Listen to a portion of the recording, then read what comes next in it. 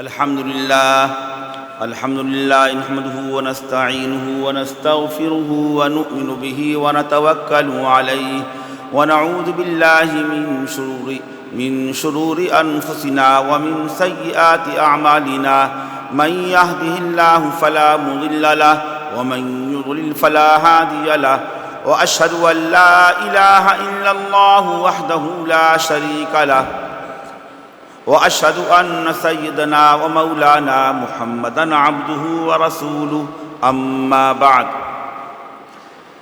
میرے محترم بھائیو اور دوستو، عزیز طلبہ، یہ آپ کا پروگرام ہے۔ مشورے کے مطابق اس پروگرام میں جو مضمون آپ کے سامنے بیان کیا جانا ہے، جو عنوان مجھ کو بتلایا گیا ہے، وہ ہے مذاہب اربعہ اور سلف صالحین کی عام تشریحات کے مکمل پابند رہنے کی ضرورت اور آزاد خیالی کے تباہ کن اثرات۔ یہ ایک مضمون ہے، عنوان ہے، اس کے تحت چند باتیں آپ کے سامنے عرض کرنی ہیں۔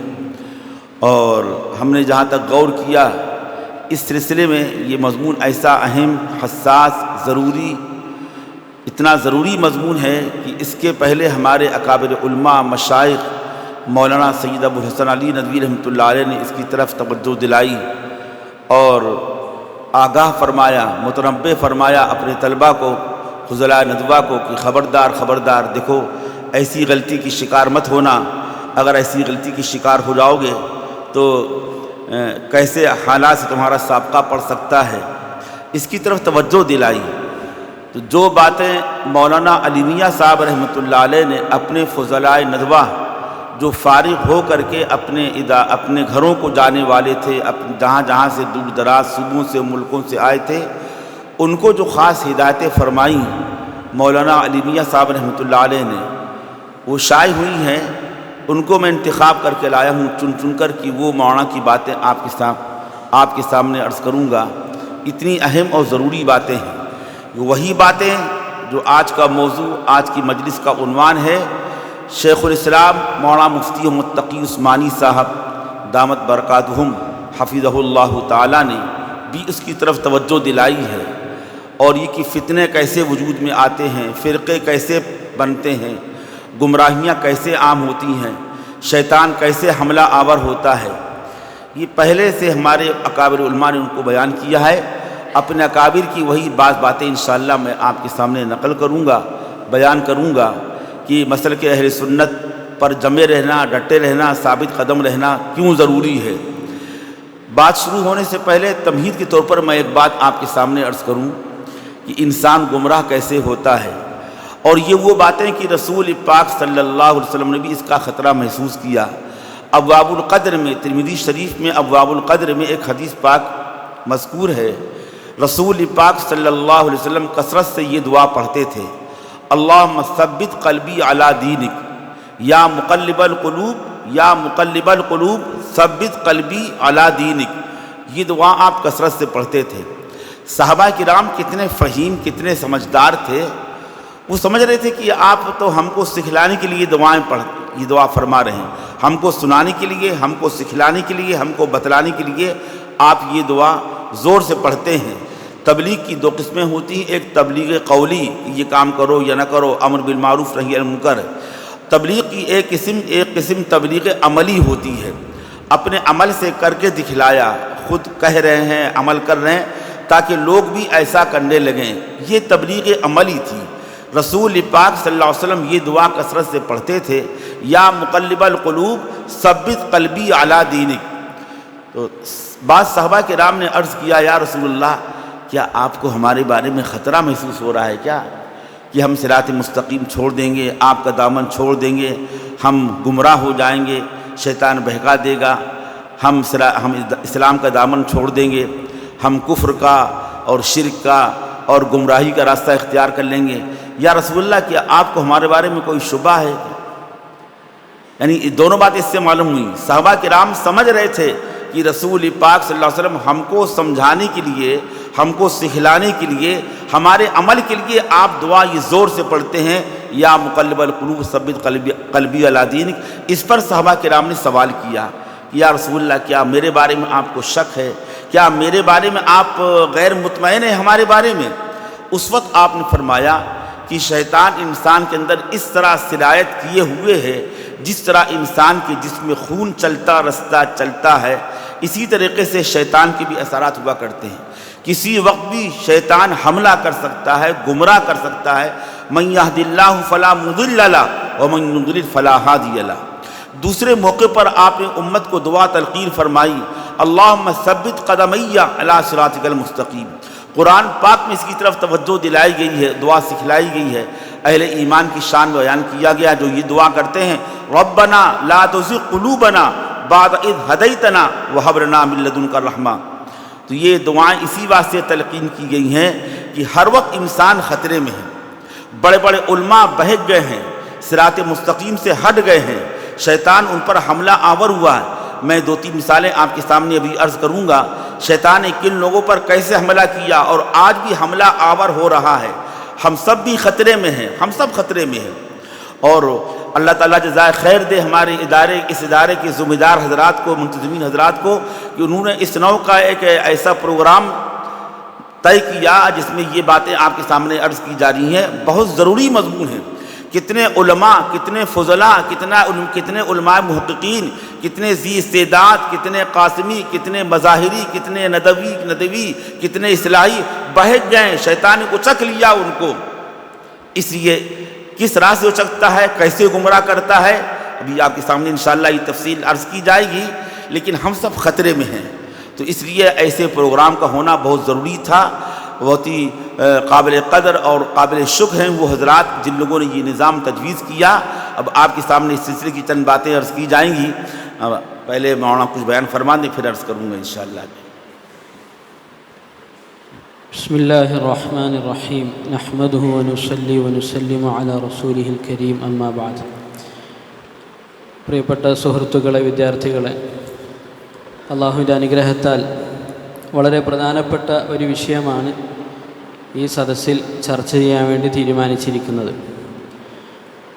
അഥവാ സത്യമാർഗത്തിൽ നിന്ന്, സച്ചരിതരായ മുൻഗാമികളുടെ വഴിയിൽ നിന്ന് വ്യതിചലിച്ചു പോകുന്നതിൻ്റെ അപകടം, അതിൻ്റെ ഗൗരവം എത്രത്തോളമുണ്ട്, എങ്ങനെയാണ് മനുഷ്യൻ സത്യമാർഗത്തിൽ നിന്ന് തെറ്റിപ്പോകുന്നത്, അതുമായി ബന്ധപ്പെട്ട കാര്യങ്ങളാണ് ഈ സദസ്സിൽ ചർച്ച ചെയ്യാൻ ഉദ്ദേശിക്കുന്നത്. മൗലാന അബുൽ ഹസൻ അലി നദ്വി റഹ്മത്തുള്ളാഹി അലൈഹി അദ്ദേഹത്തിൻ്റെ അടുക്കൽ പഠിച്ച് പഠനം പൂർത്തിയാക്കി വീടുകളിലേക്ക് മടങ്ങുന്ന അദ്ദേഹത്തിൻ്റെ ശിഷ്യഗണങ്ങളെ ഒരുമിച്ച് കൂട്ടി അവർക്ക് നൽകിയ വിലയേറിയ ചില ഉപദേശങ്ങൾ ഞാൻ ക്രോഡീകരിച്ചിട്ടുണ്ട്. അത് നിങ്ങളുടെ മുമ്പിൽ അവതരിപ്പിക്കാനാണ് ആഗ്രഹിക്കുന്നത്. അതുപോലെ തന്നെ ഇന്ന് ജീവിച്ചിരിക്കുന്ന പ്രധാനപ്പെട്ട പണ്ഡിതനായ ഹസ്രത്ത് മൗലാന മുഫ്തി തഖി ഉസ്മാനി സാബ് ദാമത്ത് ബറകാത്തുഹുൽ ആലിയ മഹാനവറുകളും ഈ വിഷയത്തിൽ പ്രത്യേകം തന്നെ ചർച്ച നടത്തിയിട്ടുണ്ട്. അഥവാ എങ്ങനെയാണ് പുതിയ പുതിയ വികലമായ ആശയങ്ങൾ രൂപപ്പെടുന്നത്, അതിന് കാരണമായി വർത്തിക്കുന്ന വിഷയങ്ങൾ എന്തൊക്കെയാണ് തുടങ്ങിയ വിഷയങ്ങളാണ് മൗലാന അവറുകൾ ചർച്ച ചെയ്തിട്ടുള്ളത്. ആമുഖമായി ഒരു കാര്യം പ്രത്യേകം പറയട്ടെ. റസൂലുള്ളാഹി സ്വല്ലല്ലാഹു അലൈഹി വസല്ലമ തങ്ങൾ വളരെ പ്രാധാന്യത്തോടുകൂടി നിർവഹിച്ചിരുന്ന ചില ദുആകളുണ്ട്. മനുഷ്യനെപ്പോഴും ഏത് സമയവും ശൈത്താൻ തന്നെ വഴിപിഴപ്പിച്ചേക്കാം, അപകടത്തിൽ ചാടിച്ചേക്കാം എന്നുള്ള ഒരു ആശങ്ക എപ്പോഴും ഓരോ മുഅ്മിനും ഉണ്ടാകേണ്ടതുണ്ട്. മുഅ്മിൻ വളരെ ജാഗ്രതയോടെ കഴിയേണ്ടവനാണ്. അതുകൊണ്ട് തന്നെ റസൂലുള്ളാഹി സ്വല്ലല്ലാഹു അലൈഹി വസല്ലമ തങ്ങൾ തങ്ങളുടെ ഉമ്മത്തിനെ പഠിപ്പിക്കാൻ വേണ്ടി നിരന്തരമായി ദീനിൻ്റെ സത്യമാർഗത്തിൽ ഉറപ്പിച്ചു നിർത്താൻ വേണ്ടി അല്ലാഹു തആലയോട് ദുആ ചെയ്യാറുണ്ടായിരുന്നു. തിർമിദിയിലെ അബ്വാബുൽ ഖദറിൽ വന്നിട്ടുള്ള ഹദീസാണ്. റസൂലുള്ളാഹി സ്വല്ലല്ലാഹു അലൈഹി വസല്ലം വളരെ അധികമായി യാ മുഖല്ലിബൽ ഖുലൂബ് സബ്ബിത് ഖൽബി അലാ ദീനിക്, ഹൃദയങ്ങൾ മാറ്റിമറിച്ചുകൊണ്ടിരിക്കുന്നവനെ, എൻ്റെ ഹൃദയത്തെ എപ്പോഴും ദീനിൽ തന്നെ നീ ഉറപ്പിച്ചു നിർത്തണമേ എന്നർത്ഥം വരുന്ന ആ ദുആ നിരന്തരം റസൂലുള്ളാഹി സ്വല്ലല്ലാഹു അലൈഹി വസല്ലമ തങ്ങൾ ചെയ്യാറുണ്ടായിരുന്നു. മാത്രമല്ല തങ്ങൾ സ്വല്ലല്ലാഹു അലൈഹി വസല്ലം ഈ ദുആ എല്ലാവരും കേൾക്കെ ഉച്ചത്തിലാണ് തങ്ങൾ ചെയ്യാറുണ്ടായിരുന്നത്. സഹാബാക്കൾ അതിൽ നിന്ന് കൃത്യമായി തങ്ങൾ സ്വല്ലല്ലാഹു അലൈഹി വസല്ലമയുടെ ലക്ഷ്യം മനസ്സിലാക്കി. അഥവാ സഹാബാക്കൾ കേൾക്കാൻ വേണ്ടി, അവർ പഠിക്കാൻ വേണ്ടി, അവർ ജീവിതത്തിൽ പ്രാവർത്തികമാക്കാൻ വേണ്ടിയാണ് തങ്ങൾ സല്ലല്ലാഹു അലൈഹി വസല്ലം ഇങ്ങനെ അവർ കേൾക്കെ തന്നെ പലപ്പോഴും ഈ ദുആ ചെയ്യുന്നത് എന്ന് മനസ്സിലാക്കിയിട്ട് അവർ തങ്ങൾ സല്ലല്ലാഹു അലൈഹി വസല്ലമയോട് ചോദിച്ചു, തങ്ങളെ അങ്ങേക്ക് ഞങ്ങളുടെ കാര്യത്തിൽ ആശങ്കയുണ്ടോ, ഞങ്ങൾ പിഴച്ചു പോകുമെന്നുള്ള പേടി അങ്ങേക്കുണ്ടോ, അതിൻ്റെ പേരിലാണോ ഇങ്ങനെ ഞങ്ങൾ കേൾക്കെ തന്നെ നിരന്തരമായി ദുആ ചെയ്യുന്നത് എന്ന് റസൂലുള്ളാഹി സ്വല്ലല്ലാഹു അലൈഹി വസല്ലമ തങ്ങളോട് അവർ ചോദിക്കുകയുണ്ടായി. അപ്പം റസൂലുള്ളാഹി സ്വല്ലല്ലാഹു അലൈഹി വസല്ലമ തങ്ങൾ പ്രവർത്തിച്ച് കാണിച്ചുകൊണ്ട് അവരെ നന്മയിലേക്ക് വഴി നടത്തുകയായിരുന്നു. കാരണം തബ്ലീഗ് എന്ന് പറയുന്നത് നന്മകൾ ഉപദേശിക്കുക അല്ലെങ്കിൽ നന്മകളിലേക്ക് വഴി നടത്തുന്നത് രണ്ട് രൂപത്തിലാണ്. ഒന്ന് പറഞ്ഞു കൊടുത്തുകൊണ്ട്, മറ്റൊന്ന് പ്രവർത്തിച്ച് കാണിച്ചു കൊടുത്തുകൊണ്ട്. റസൂലുള്ളാഹി സ്വല്ലല്ലാഹു അലൈഹി വസല്ലമ തങ്ങൾ ഈ രണ്ട് കാര്യവും സമന്വയിപ്പിക്കുകയായിരുന്നു. റസൂലുള്ളാഹി സ്വല്ലല്ലാഹു അലൈഹി വസല്ലമ തങ്ങൾ സഹാബാക്കളുടെ ആ ചോദ്യത്തിന് ഞങ്ങളുടെ കാര്യത്തിൽ അങ്ങേക്ക് സംശയമുണ്ടോ, പേടിയുണ്ടോ എന്ന ആ ചോദ്യത്തിന് തങ്ങൾ സല്ലല്ലാഹു അലൈഹി വസല്ലം മറുപടി പറഞ്ഞു, ആരും സമാധാനത്തിലിരിക്കാൻ പാടില്ല. യജ്രി അശ്ശൈത്താനു യജ്രി മിനൽ ഇൻസാനി മജ്റദ്ദം. പിശാച് മനുഷ്യനിൽ പൂർണ്ണ ആധിപത്യം ചെലുത്തുന്നവനാണ്. മനുഷ്യൻ്റെ രക്തം ഒഴുകുന്ന സിരകളിലൂടെയൊക്കെ പിശാച് സഞ്ചരിക്കുന്നുണ്ട്, പൂർണ്ണ ആധിപത്യം പിശാചിനുണ്ട് എന്ന് റസൂലുള്ളാഹി സ്വല്ലല്ലാഹു അലൈഹി വസല്ലമ തങ്ങൾ പറയുകയുണ്ടായി. ഇതേപോലെ തന്നെ റസൂലുള്ളാഹി സ്വല്ലല്ലാഹു അലൈഹി വസല്ലമ തങ്ങൾ ചെയ്തിരുന്ന മറ്റൊരു ദുആയാണ് അല്ലാഹുമ്മ സബ്ബിത് ഖദമി അല സിറാത്തിൽ മുസ്തഖീം. അല്ലാഹുവേ, നേരായ പാതയിൽ എൻ്റെ പാദങ്ങൾ നീ ഉറപ്പിച്ചു നിർത്തണമേ എന്ന് റസൂലുള്ളാഹി സ്വല്ലല്ലാഹു അലൈഹി വസല്ലം നിരന്തരം ദുആ ചെയ്തിരുന്നു. പരിശുദ്ധ ഖുർആനിലും ഇതുപോലെയുള്ള ദുആകൾ നമുക്ക് കാണാൻ കഴിയും. പ്രത്യേകിച്ച് റബ്ബന ലാ തുസിഗ് ഖുലൂബന ബഅദ ഇദ് ഹദൈതന.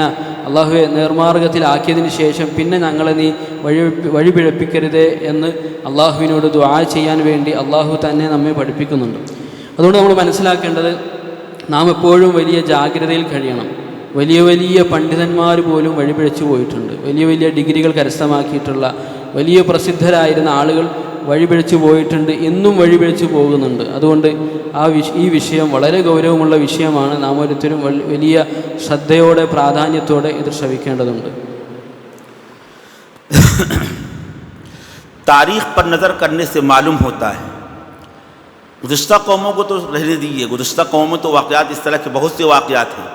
अपनी इस उम्मत में, उम्मत मुहम्मदिया अला साहिबिहा अस्सलातु वस्सलाम, यहाँ पर भी शैतानों ने जो हमले किए हैं बड़े बड़े लोगों पर, बुज़ुर्गान दीन पर, उलमा पर, सूफिया पर, मशाइख पर जो हमले किए हैं उसकी मुख्तलिफ़ किस्में हैं.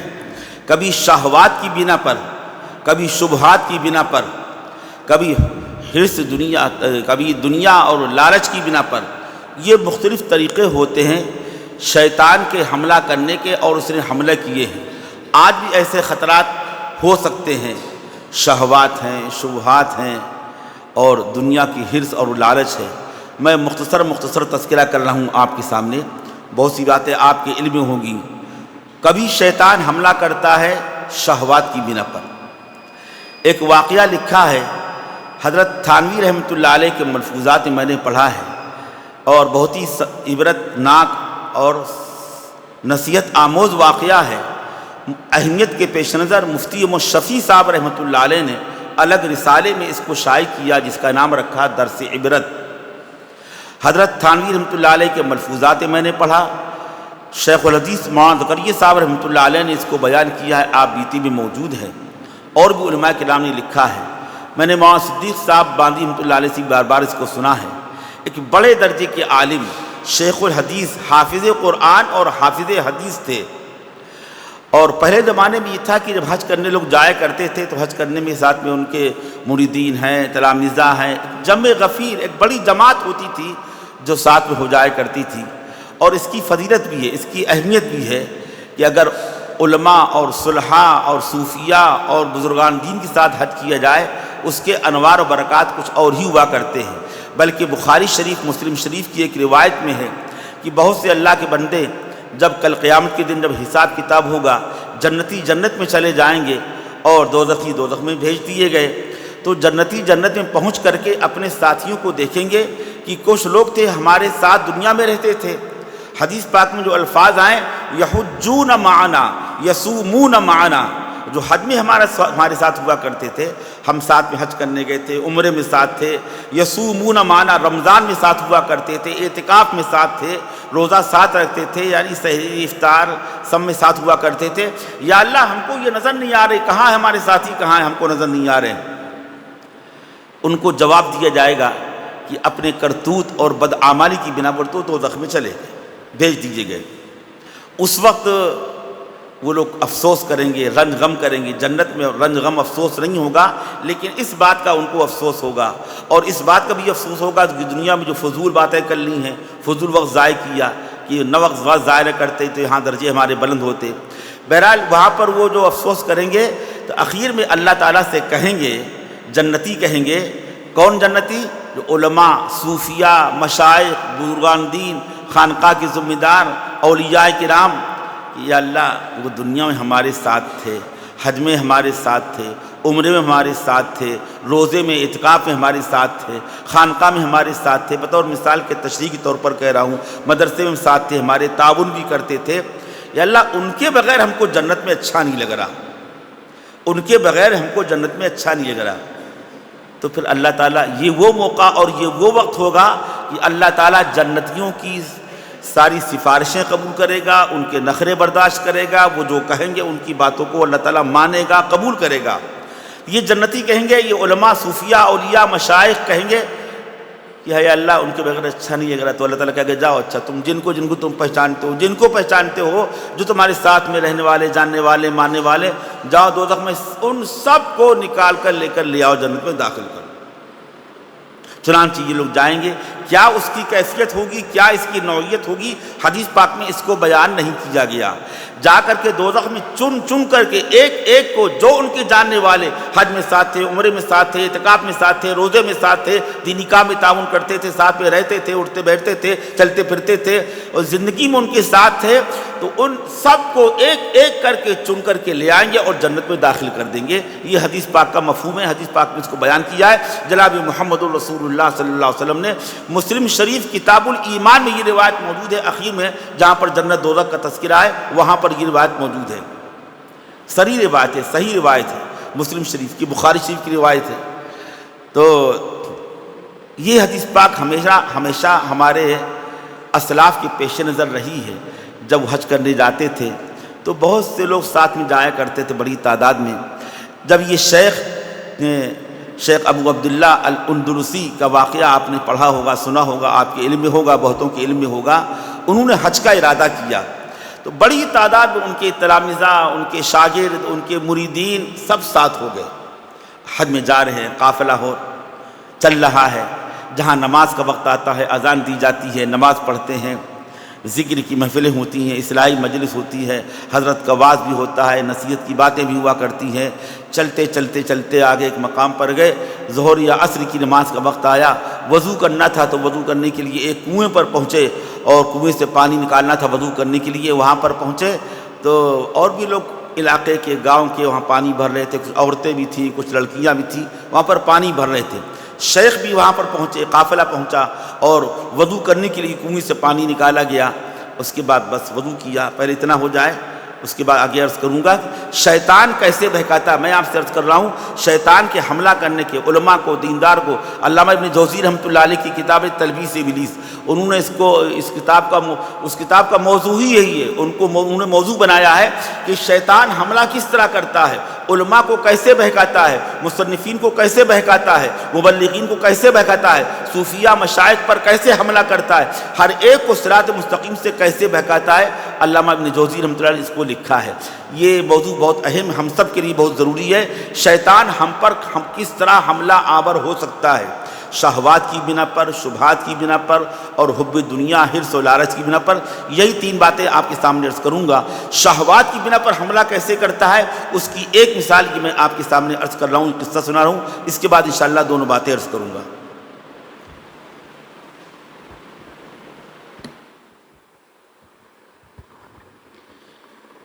മൗലാന അവർ പറഞ്ഞു വന്നത് നമ്മൾ ഓരോരുത്തരും നമ്മുടെ ദീനിൻ്റെ, ഈമാനിൻ്റെ വിഷയത്തിൽ വലിയ ജാഗ്രത ഉള്ളവരായിരിക്കണം. കാരണം ശൈത്താൻ പല രീതിയിലാണ് നമ്മളെ പഴപ്പിക്കുക. പ്രധാനമായും രണ്ട് മൂന്ന് കാര്യങ്ങൾ ഈ വിഷയത്തിൽ നമ്മൾ ഗൗരവത്തിൽ മനസ്സിലാക്കേണ്ടതുണ്ട്. ഒന്ന്, ദേഹേച്ഛകളുടെ പേരിൽ ഹവൻ നഫ്സിലൂടെ ശൈത്താൻ നമ്മളെ പിഴപ്പിക്കും. മറ്റൊന്ന്, ദുനിയാവിനോടുള്ള അമിതമായ ആഗ്രഹം, താല്പര്യം, അതിലൂടെയും ശൈത്താൻ നമ്മളെ പിഴപ്പിക്കും. ധാരാളം ഇത്തരത്തിലുള്ള സംഭവങ്ങൾ നമുക്ക് ചരിത്രത്തിൽ കാണാൻ കഴിയും. ദേഹേച്ഛകളുടെ പേരിൽ അത് ഉപയോഗിച്ചുകൊണ്ട് ശൈത്താൻ പിഴപ്പിക്കുന്ന ഒരു പ്രധാനപ്പെട്ട സംഭവം ഹസ്രത്ത് ഥാനവി റഹ്മത്തുള്ളാഹി അലൈഹി അദ്ദേഹത്തിൻ്റെ കിതാബിൽ എഴുതിയിട്ടുണ്ട്. മുഫ്തി മുഹമ്മദ് ഷഫീ റഹ്മത്തുള്ളാഹി അലൈഹി അദ്ദേഹത്തിൻ്റെ ദർസെ ഇബ്രത്ത് എന്ന് പറയുന്ന കിതാബിലും ഷെയ്ഖുൽ ഹദീസ് സക്കരിയ റഹ്മത്തുള്ളാഹി അലൈഹി അദ്ദേഹത്തിൻ്റെ ആത്മകഥയായ ആബീത്തിയിലും ഈ സംഭവം ഉദ്ധരിച്ചിട്ടുണ്ട്. ഒരു വലിയ ഷെയ്ഖുൽ ഹദീസായിരുന്ന, പരിശുദ്ധ ഖുർആനിൻ്റെ ഹാഫിളായിരുന്ന, ധാരാളം ഹദീസുകൾ മനഃപ്പാഠമുണ്ടായിരുന്ന ഒരു വ്യക്തി ഹജ്ജിന് വേണ്ടി യാത്ര തിരിച്ചു. ആദ്യകാലങ്ങളിൽ ഹജ്ജിന് വേണ്ടി പോയിരുന്നത് വലിയ ഷെയ്ഖുമാർ, പണ്ഡിതന്മാർ ഹജ്ജിന് വേണ്ടി പോകുമ്പോൾ അവർ തനിച്ചായിരുന്നില്ല പോയിരുന്നത്. മറിച്ച് അവരുടെ കൂട്ടത്തിൽ ആവുന്നത്രയും ആളുകളെ ഒരുമിച്ച് കൂട്ടി ഒരു വലിയ സംഘമായിട്ടാണ് ഹജ്ജിന് പോയിരുന്നത്, ഹജ്ജിന് ഉംറക്കൊക്കെ പോയിരുന്നത്. അതിൻ്റെ കാരണം എന്താണെന്ന് വെച്ചാൽ സ്വഹീ ബുഖാരിയിലും സ്വഹീ മുസ്ലിമിലൊക്കെ വന്നിട്ടുള്ളൊരു ഹദീസ് ഉണ്ട്. നാളെ ആഖിറത്തിൽ വെച്ച് സ്വർഗവാസികൾ അവരിങ്ങനെ സങ്കടം പറയും, ഞങ്ങളുടെ കൂട്ടത്തിൽ ദുനിയാവിൽ ഹജ്ജിന് ഞങ്ങളുടെ കൂടെ ഉണ്ടായിരുന്ന, ഉംറക്ക് കൂടെ ഉണ്ടായിരുന്ന, ഞങ്ങളെപ്പോലെ ഞങ്ങളുടെ കൂടെ കൂടി നോമ്പ് പിടിച്ചിരുന്ന, നിസ്കരിച്ചിരുന്ന, ഇഅ്തികാഫിലുണ്ടായിരുന്ന ധാരാളം ആളുകളെ ഞങ്ങൾക്കിവിടെ കാണാൻ കഴിയുന്നില്ലല്ലോ, അവരെവിടെ പോയി എന്ന് പറഞ്ഞ് അവരിങ്ങനെ സങ്കടപ്പെടും. ആ സന്ദർഭത്തിൽ അവർ അള്ളാഹുവിനോട് അപേക്ഷിക്കും, അള്ളാഹുവെ, ഞങ്ങളുടെ കൂടെ ഉണ്ടായിരുന്ന അവരില്ലാതെ സ്വർഗത്തിൽ ഞങ്ങൾക്ക് സമാധാനമില്ല, ഒരു രസവും ഇല്ല, അതുകൊണ്ട് അവരെയും കൂടെ ഞങ്ങളുടെ കൂട്ടത്തിൽ സ്വർഗത്തിലേക്ക് നീ എത്തിക്കണമേ എന്നവർ അള്ളാഹുവിനോട് ദുആ ചെയ്യും.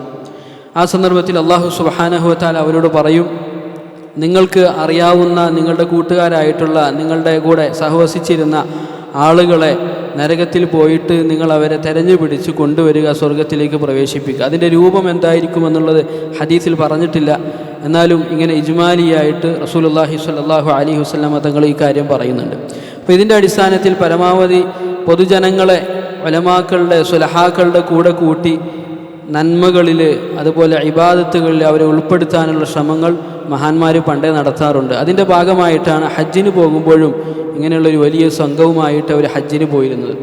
അപ്പോൾ അതുമായി ബന്ധപ്പെട്ട് ആ സംഭവത്തിലേക്ക് തിരിച്ചു വരികയാണ്. അബു അബ്ദില്ല അൽ അന്തലുസി എന്ന് പറയുന്ന ഒരു പണ്ഡിതൻ, വലിയ പണ്ഡിതനായിരുന്നു. അദ്ദേഹം ഇതുപോലെ ധാരാളം ആളുകളെയും കൂട്ടി ഹജ്ജിന് വേണ്ടി പുറപ്പെട്ടു. ളുഹർ അല്ലെങ്കിൽ അസ്ർ നിസ്കരിക്കുന്ന ഒരു സമയമാണ്. അതിനുവേണ്ടി വുളു ചെയ്യാൻ വേണ്ടി ഒരു സ്ഥലത്തിറങ്ങി. അവിടെ ധാരാളം ആളുകൾ വെള്ളം എടുക്കാൻ വേണ്ടിയും മറ്റുമൊക്കെയായി സ്ത്രീകളും കുട്ടികളൊക്കെ വന്നിട്ടുണ്ടായിരുന്നു. അപ്പോൾ അതിനെ തുടർന്നുണ്ടായ ഒരു സംഭവമാണ്. മൗലാന അതിൻ്റെ ബാക്കി പറയാമെന്ന് പറഞ്ഞു. അതിനിടയിൽ ഒരു കാര്യം മൗലാന പറഞ്ഞു, ഇത്തരത്തിൽ മനുഷ്യരെ, മുഅ്മിനീങ്ങളെ സത്യമാർഗത്തിൽ നിന്ന് തെറ്റിക്കാൻ വേണ്ടി പിശാച് സ്വീകരിക്കുന്ന വഴികൾ അനേകമാണ്, പല വിധത്തിലാണ്. ഓരോ തുറകളിലുമുള്ള ആളുകളോട് അവർക്കനുസരിച്ചുള്ള കെണികളാണ് ശൈത്താൻ അവർക്ക് ഒരുക്കുന്നത്. അതുകൊണ്ട് നാം ഓരോരുത്തരും വലിയ ജാഗ്രതയിൽ കഴിയണം. ഇബ്നുൽ ഖയ്യിം റഹ്മത്തുള്ളാഹി അലൈഹി, ഇബ്നുൽ ജൗസി റഹ്മത്തുള്ളാഹി അലൈഹി അദ്ദേഹത്തിൻ്റെ തൽബീസ് ഇബ്ലീസ് എന്ന് പറയുന്ന കിതാബിൽ ഓരോ വിഭാഗം ആളുകളെയും ഏത് രൂപത്തിലാണ് പിശാച് പിഴപ്പിക്കുന്നതെന്ന് വളരെ വിശദമായി തന്നെ ചർച്ച ചെയ്യുന്നുണ്ട്.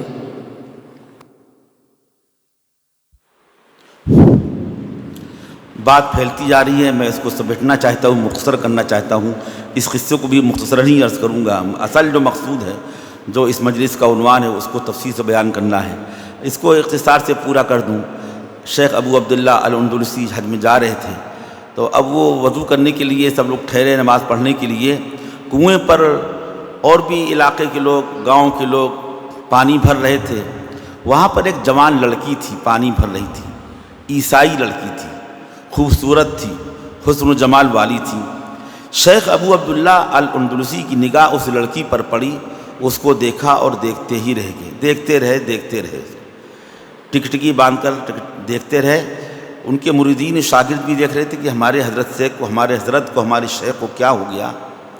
जब काफ़ी देर हो गई तो मुरीदीन ने कहा, हज़रत आपकी मंजिल आगे है, हमको हज में जाना है, वक्त में काफ़ी देर हो रही, नमाज में ताख़ीर हो रही, नमाज़ पढ़ लीजिए, वज़ू फरमा लीजिए.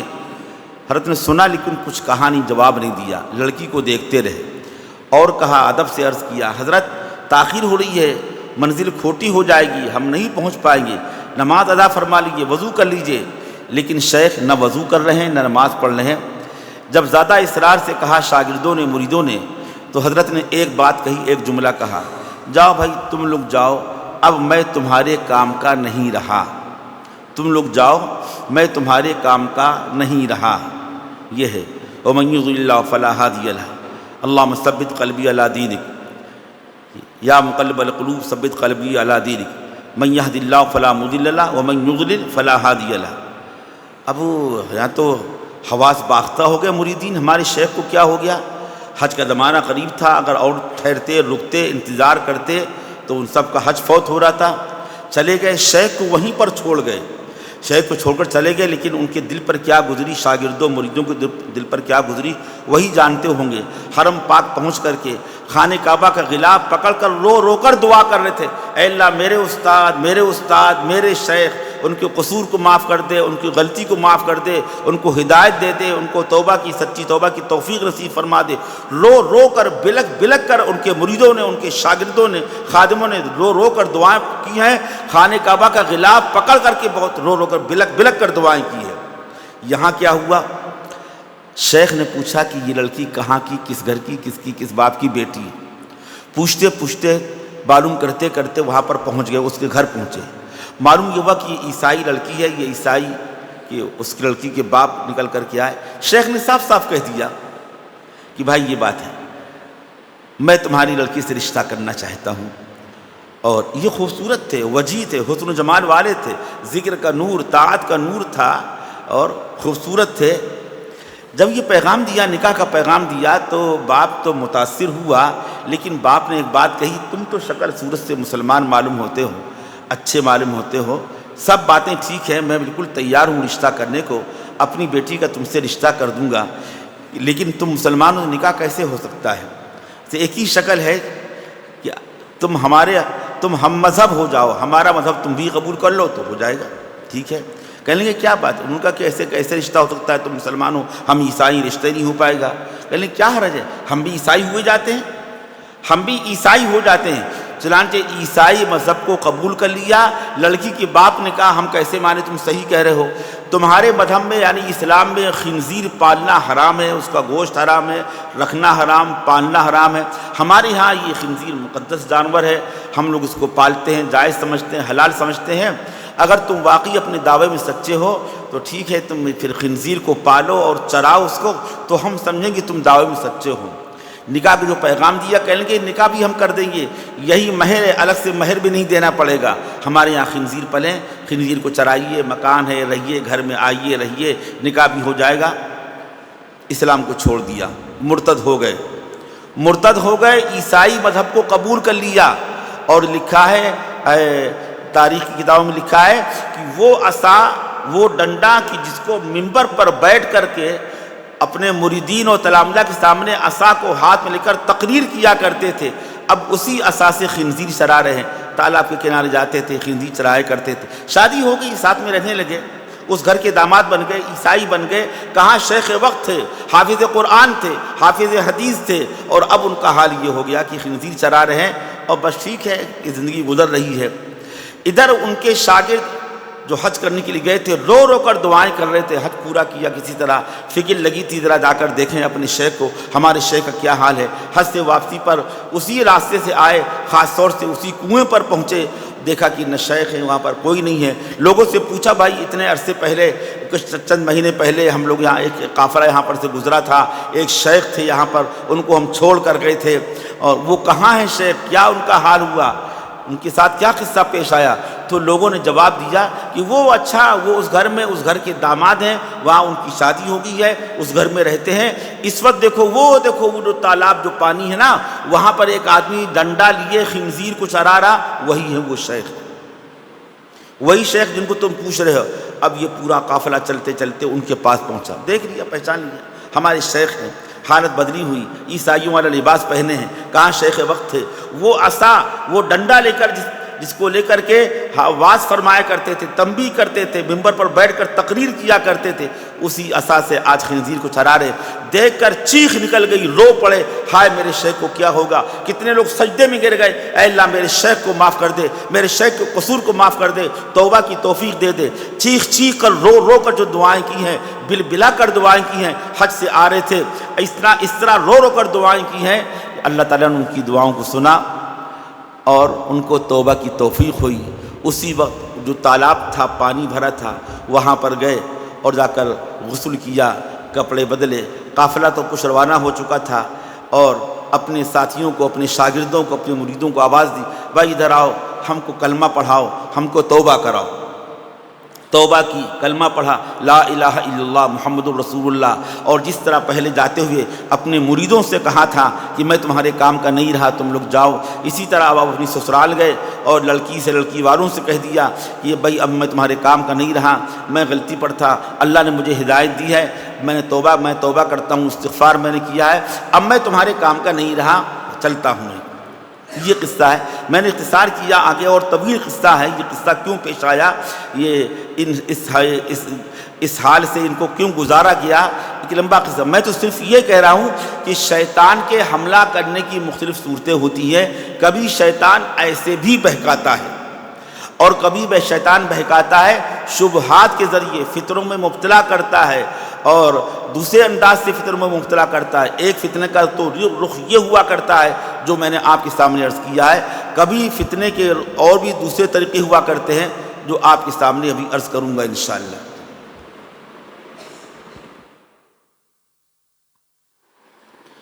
സംഭവം തുടരുകയാണ്. ആ ഷെയ്ഖ് നിസ്കാരത്തിന് വേണ്ടി വുളൂ ചെയ്യാൻ ഒരു സ്ഥലത്ത് ഇറങ്ങിയതായിരുന്നു. അവിടെ സ്ത്രീകളും കുട്ടികളും മറ്റു നാട്ടുകാരുമൊക്കെ വന്നിട്ടുണ്ടായിരുന്നു, വെള്ളമെടുക്കാൻ വേണ്ടിയും മറ്റുമൊക്കെയായി. ആ സന്ദർഭത്തിൽ ഒരു സുന്ദരിയായ ക്രിസ്ത്യാനിയായ ഒരു യുവതിയും അവിടെ എത്തിയിട്ടുണ്ടായിരുന്നു. ഷെയ്ഖ് ആ സ്ത്രീയെ കണ്ടു. ആ സ്ത്രീയെ നോക്കിക്കൊണ്ടേയിരുന്നു. അവളുടെ സൗന്ദര്യത്തിൽ അദ്ദേഹം ആകൃഷ്ടനായി. ദീർഘനേരം ആ സ്ത്രീയെ തന്നെ നോക്കിക്കൊണ്ടിരുന്നു. ഇത് ശ്രദ്ധിച്ച കൂടെ ഉണ്ടായിരുന്ന ശിഷ്യന്മാരും അനുയായികളുമൊക്കെ അവരമ്പരന്നുപോയി. അവരാകെ പരിഭ്രാന്തരായി. അവർ ഷെയ്ഖിനോട് ഒടുവിൽ പറഞ്ഞു, നമുക്ക് പോകണ്ടേ, ഒരുപാട് യാത്ര ചെയ്യാനുള്ളതാണ്, നിസ്കരിക്കണ്ടേ, വുളൂ ചെയ്യണ്ടേ. ഒരുപാട് പറഞ്ഞെങ്കിലും അവസാനം അദ്ദേഹം പറഞ്ഞു, നിങ്ങൾ പൊയ്ക്കൊള്ളുക, ഞാനിപ്പോൾ നിങ്ങൾ വിചാരിക്കുന്ന ആളല്ല, നിങ്ങൾക്ക് ഉപകരിക്കുന്ന ഒരാളല്ല ഞാനിപ്പോൾ, ഞാൻ പൂർണ്ണമായിട്ട് മാറിയിട്ടുണ്ട്, നിങ്ങൾ പൊയ്ക്കൊള്ളുക എന്ന് പറഞ്ഞു. ഈ സന്ദർഭത്തിൽ അവർ വലിയ സങ്കടത്തിൽ, പ്രയാസത്തിൽ അവർ കരയുകയും ഒരുപാട് പറഞ്ഞു നോക്കുകയും ചെയ്തു. പക്ഷെ അദ്ദേഹം ഒട്ടും അതിൽ നിന്ന് പിന്മാറാൻ തയ്യാറായിരുന്നില്ല. അങ്ങനെ അവർ മുന്നോട്ട് പോയി. ഇദ്ദേഹമാണെങ്കിൽ ആ സ്ത്രീയുടെ വീട് ഏതാണ്, ആരുടെ മകളാണ് എന്നൊക്കെ അന്വേഷിക്കാൻ വേണ്ടി ഇറങ്ങി. അങ്ങനെ അന്വേഷണത്തിനൊടുവിൽ ഒരു ക്രിസ്ത്യാനിയുടെ മകളാണ് എന്ന വിവരം അദ്ദേഹത്തിന് ലഭിച്ചു. അദ്ദേഹം അവിടെ ചെന്നു. എന്നിട്ട് പറഞ്ഞു, തുറന്നു തന്നെ പറഞ്ഞു, എനിക്ക് അവളെ വിവാഹം കഴിക്കാൻ ആഗ്രഹമുണ്ട്. അപ്പോൾ ഷെയ്ഖും ദിക്റിൻ്റെയും മറ്റൊക്കെ നൂറാനിയായ ആ ഒരു ബറക്കത്തിൻ്റെ പേരിൽ മുഖം വളരെ പ്രകാശിതമായ മുഖമാണ്, സൗന്ദര്യമുണ്ട്, കാണാൻ ഭംഗിയുണ്ട്.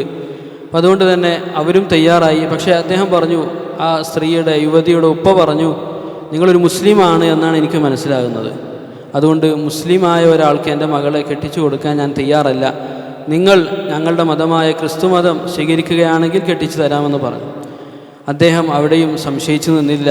അദ്ദേഹം പറഞ്ഞു, ശരി, അങ്ങനെയാണെങ്കിൽ ഞാൻ ക്രിസ്തു മതം സ്വീകരിക്കാമെന്ന് പറഞ്ഞു. അപ്പം പിതാവ് പറഞ്ഞു, അങ്ങനെയാണെങ്കിൽ ഇനി നിങ്ങൾ മുസ്ലിമായി എന്ന് പറഞ്ഞാൽ അതിന് തെളിവ് വേണം, എനിക്കത് ബോധ്യമാകണം. അപ്പം അതിന് നിങ്ങളുടെ അടുക്കൽ നിഷിദ്ധമായ, എന്നാൽ ഞങ്ങളുടെ അടുക്കൽ പവിത്രമായി കരുതപ്പെടുന്ന മൃഗം, പന്നി, അതിനെ വളർത്തുകയും അതുപോലെ തന്നെ അതിനെ മേയ്ക്കുകയൊക്കെ ചെയ്യണം, അങ്ങനെയാണെങ്കിൽ ഞങ്ങൾക്ക് ബോധ്യമാകും. അദ്ദേഹം അതിനും തയ്യാറായി. എത്രത്തോളം നിന്നാൽ അദ്ദേഹം ഇതിനു മുമ്പ് തൻ്റെ ശിഷ്യന്മാർക്ക് ക്ലാസ് എടുത്തു കൊടുക്കാൻ വേണ്ടി, അവർക്ക് ഉപദേശങ്ങൾ പകർന്നു നൽകാൻ വേണ്ടി ഇരിക്കുമ്പോൾ അദ്ദേഹത്തിൻ്റെ കൂടെ ഉണ്ടാകുമായിരുന്ന ആ വടി വെച്ച്, അതേ വടി വെച്ച് തന്നെ അദ്ദേഹം ഈ പന്നികളെ മേയ്ക്കാൻ തുടങ്ങി. മറുഭാഗത്ത് അദ്ദേഹത്തിൻ്റെ ശിഷ്യന്മാർ, അനുയായികൾ ഹറമിലെത്തി. അവർ കാബയുടെ ഖില്ല പിടിച്ച് അള്ളാഹുവിനോട് കരഞ്ഞ് ദുആ ചെയ്തു, അള്ളാഹുവേ, ഞങ്ങളുടെ ഷെയ്ഖിന് നീ മാറ്റം നൽകണമേ, അദ്ദേഹത്തെ തിരിച്ച് കൊണ്ടുവരണമേ എന്നവർ നിരന്തരമായി ദുആ ചെയ്തുകൊണ്ടിരുന്നു. അങ്ങനെ അവർ തിരിച്ചു വരുന്ന സമയത്ത് ആ നാട്ടിലെത്തിയപ്പോൾ അവരാഗ്രഹിച്ചു ആ നാട് വഴി തന്നെ തിരിച്ചു പോകണം. അങ്ങനെ ഷെയ്ഖിനെക്കുറിച്ച് അന്വേഷിക്കണം, അദ്ദേഹത്തെ തിരിച്ചു കൊണ്ടുവരാൻ ശ്രമിക്കണം എന്നൊക്കെ ആഗ്രഹിച്ചുകൊണ്ട് അവർ ആ വഴിയിലൂടെ തന്നെ മടങ്ങി. തിരിച്ച് അവിടെ എത്തിയപ്പോൾ അവർ ആ നാട്ടിൽ അന്വേഷിച്ചു. അങ്ങനെ ഷെയ്ഖിനെ അവർക്ക് കാണാൻ കഴിഞ്ഞില്ല. ഒടുവിൽ അവർ വിശേഷണങ്ങളും മറ്റുമൊക്കെ പറഞ്ഞപ്പോൾ നാട്ടുകാർ പറഞ്ഞു കൊടുത്തു, അദ്ദേഹം ഇന്ന ആളുടെ മകളെ വിവാഹം കഴിച്ച് ഇവിടെ കഴിയുകയാണ്, ക്രിസ്ത്യാനിയായിട്ട് കഴിയുകയാണ്. അങ്ങനെ അവർ കാണിച്ചു കൊടുത്തു, ആ കാണുന്ന ആ മേച്ചിൽ സ്ഥലത്ത് പന്നികളെ മേയിച്ച് നടക്കുന്നത് അതാണ് നിങ്ങൾ പറയുന്ന ഷെയ്ഖ്. അവർ പോയി, അവർ കരഞ്ഞു, ഒരുപാട് പറഞ്ഞു നോക്കി. ഒടുവിൽ അവരുടെ ദുആഇൻ്റെ, അവരുടെ സുജൂദുകളുടെ ബറക്കത്ത് കൊണ്ട് അല്ലാഹു സുബ്ഹാനഹു വ തആല അദ്ദേഹത്തിന് തൗബ ചെയ്യാനുള്ള മനസ്സ് നൽകി. അദ്ദേഹം പറഞ്ഞു, നിങ്ങൾ എനിക്ക് കലിമ പറഞ്ഞു തരിക, ഞാൻ തിരിച്ചു വരാമെന്ന് പറഞ്ഞു. അങ്ങനെ അവർ കലിമ പറഞ്ഞു കൊടുത്തു. അദ്ദേഹം വീണ്ടും ഇസ്ലാമിലേക്ക് മടങ്ങി വന്നു. പിന്നീട് അദ്ദേഹത്തിൻ്റെ വിവാഹം കഴിച്ച ആ പെണ്ണിൻ്റെ വീട്ടിലേക്ക് പോയിട്ട് പറഞ്ഞു, ഞാൻ പൂർണ്ണമായിട്ട് മാറിയിട്ടുണ്ട്. നേരത്തെ അദ്ദേഹം ശിഷ്യന്മാരോട് പറഞ്ഞതുപോലെ ഇപ്പോൾ ഞാൻ നിങ്ങൾ ഉദ്ദേശിക്കുന്ന അല്ലെങ്കിൽ നിങ്ങൾ പ്രതീക്ഷിക്കുന്ന ആളല്ല, ഞാൻ പൂർണ്ണമായിട്ട് മാറിയിട്ടുണ്ട്. അതുകൊണ്ട് ഞാൻ ഇസ്ലാമിലേക്ക് മടങ്ങി ഞാൻ തിരിച്ചു പോവുകയാണെന്ന് അവരെ അറിയിക്കുന്നുണ്ട്. വളരെ ദീർഘമായ ഒരു കഥയാണ്, ചുരുക്കിയാണ് അവതരിപ്പിച്ചത്. പറഞ്ഞതിൻ്റെ ഉദ്ദേശം എന്താണെന്ന് വെച്ചാൽ, എത്രയോ വലിയ ഷെയ്ഖായിരുന്നു, എത്ര വലിയ പണ്ഡിതനായിരുന്നു, എത്രയോ ആളുകളുടെ മുഖ്തദയായിരുന്നു, നേതാവായിരുന്നു.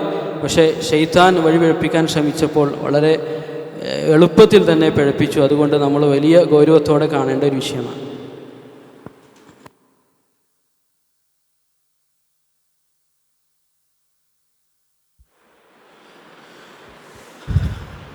शैतान के हमला करने की जो मुख्तलिफ़ शक्लें होती हैं, एक तो ये शक्ल थी, मैंने बतलाया आपको, शहवात की इत्तिबा करना।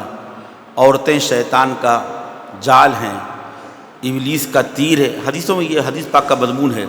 इस तरह तीर चलाता है, इस तरह जाल फेंकता है, उलमा को, सूफिया को, मशाइख को बहकाता है। बहुत से वाक़यात इस तरह के हैं कुरान पाक में। फ़ख़लफ़ मिन बअदिहिम ख़ल्फ़ुन अज़ाउस सलाता वत्तबउश शहवाति फसौफ यल्क़ौन गय्या। इसमें इत्तिबाए शहवात का तज़किरा है। और इत्तिबाए शहवात में ये भी शामिल है कि आदमी हुब्ब दुनिया की बिना पर, हिर्स और लालच की बिना पर, तमा की बिना पर सिरात मुस्तकीम का दामन छोड़ दे, अहले बातिल का दामन थाम ले, सिर्फ चंद टकों के खातिर। मौलाना खालिद सैफुल्लाह रहमानी साहब दामत बरकातुहुल आलिया ने बयान फरमाया कि हमारे बहुत से तलबा हैं, किसी ख़ास इदारे की तायीन नहीं, जो भी शैतान की जाल में फंस जाए, चाहे कासिमी हो, चाहे मज़ाहिरी हो, चाहे नदवी हो, चाहे इस्लाही हो, या दूसरे इदारे से ताल्लुक़ रखने वाले फुज़ला हो।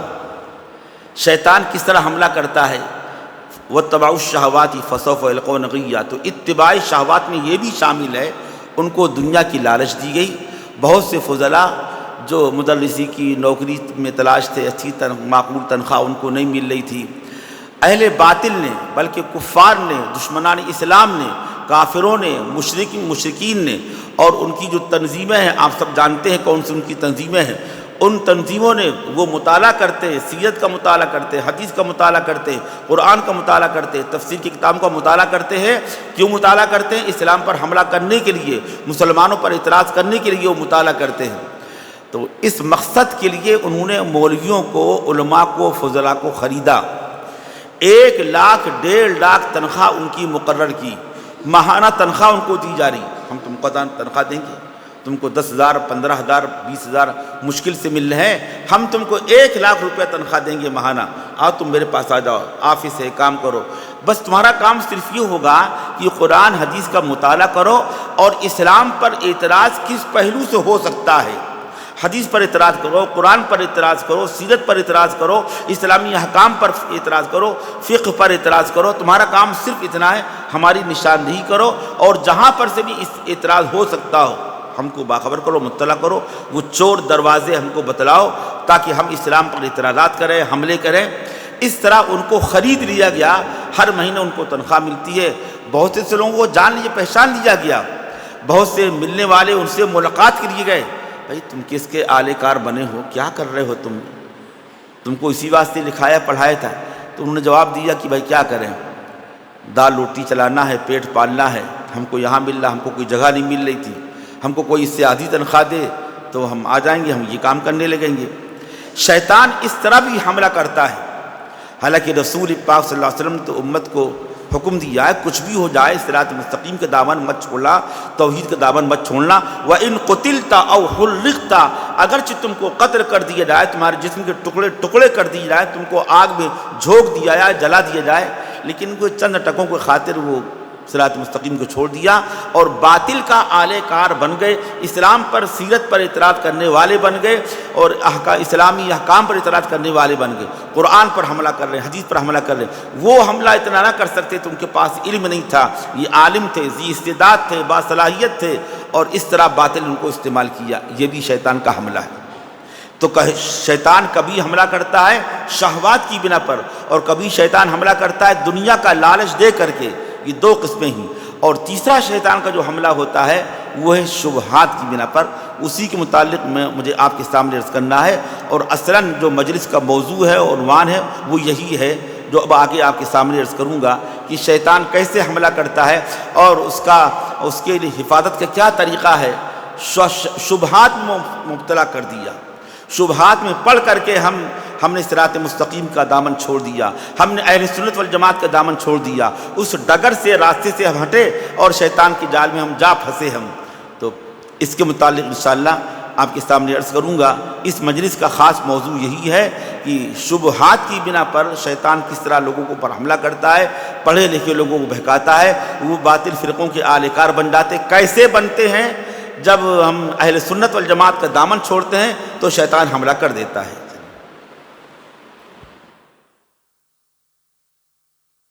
അപ്പോൾ അതുകൊണ്ട് സ്ത്രീകളുടെ വിഷയം വളരെ ഗൗരവത്തിലെടുക്കേണ്ട കാര്യമാണ്. സ്ത്രീകളെ ഉപയോഗിച്ചുകൊണ്ട് ഷെയ്ത്താൻ നമ്മളെ വഴിവെപ്പിക്കാൻ പ്രത്യേകം ശ്രദ്ധിക്കും.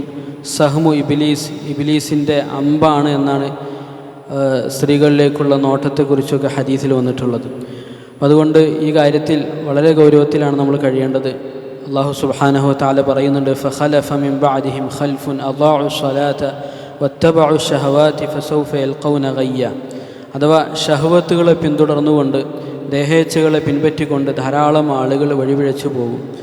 ദുനിയാവിനോടുള്ള ആഗ്രഹം, പണത്തോടുള്ള ആർത്തി, അതിലൂടെയും ധാരാളം ആളുകൾ വഴിതെറ്റിപ്പോകാറുണ്ട്. മൗലാന ഖാലിദ് സൈഫുല്ലാ റഹ്മാനി ദാമത്ത് ബർക്കാത്തുഹും മഹാനവറുകൾ പറയുന്നുണ്ട്, ധാരാളം നമ്മുടെ മദ്രസകളിൽ പഠിച്ചിറങ്ങിയ ഫുസലാക്കൾ ഭൗതികമായ തുച്ഛമായ നേട്ടങ്ങൾക്ക് വേണ്ടി ദീനിനെതിരെ പ്രവർത്തിക്കുന്ന ധാരാളം സംഭവങ്ങളുണ്ടായിട്ടുണ്ട്. പല ഇസ്ലാം വിരുദ്ധ സംഘടനകളും അവരെ വിലക്കെടുക്കും, അവർക്ക് ഉന്നതമായ ശമ്പളം നൽകും. സാധാരണഗതിയിൽ മദ്രസകളിൽ, മറ്റു ദീനി സ്ഥാപനങ്ങളിലൊക്കെ സേവനം അനുഷ്ഠിക്കുന്നവർക്ക് പൊതുവെ തുച്ഛമായ ശമ്പളമാണ് ഉണ്ടാകാറുള്ളത്. അവർക്ക് അവരുടെ ജീവിതം മുന്നോട്ട് കൊണ്ടുപോകാൻ വലിയ പ്രയാസമായിരിക്കും. അങ്ങനെയുള്ള ആളുകളെ ഇത്തരത്തിൽ പിഴപ്പിച്ച് ഇസ്ലാമിനെതിരിൽ പ്രവർത്തിക്കുന്ന, അതിനുവേണ്ടിയുള്ള ആയുധങ്ങളാക്കി മാറ്റിയെടുക്കാൻ എളുപ്പമാണ്.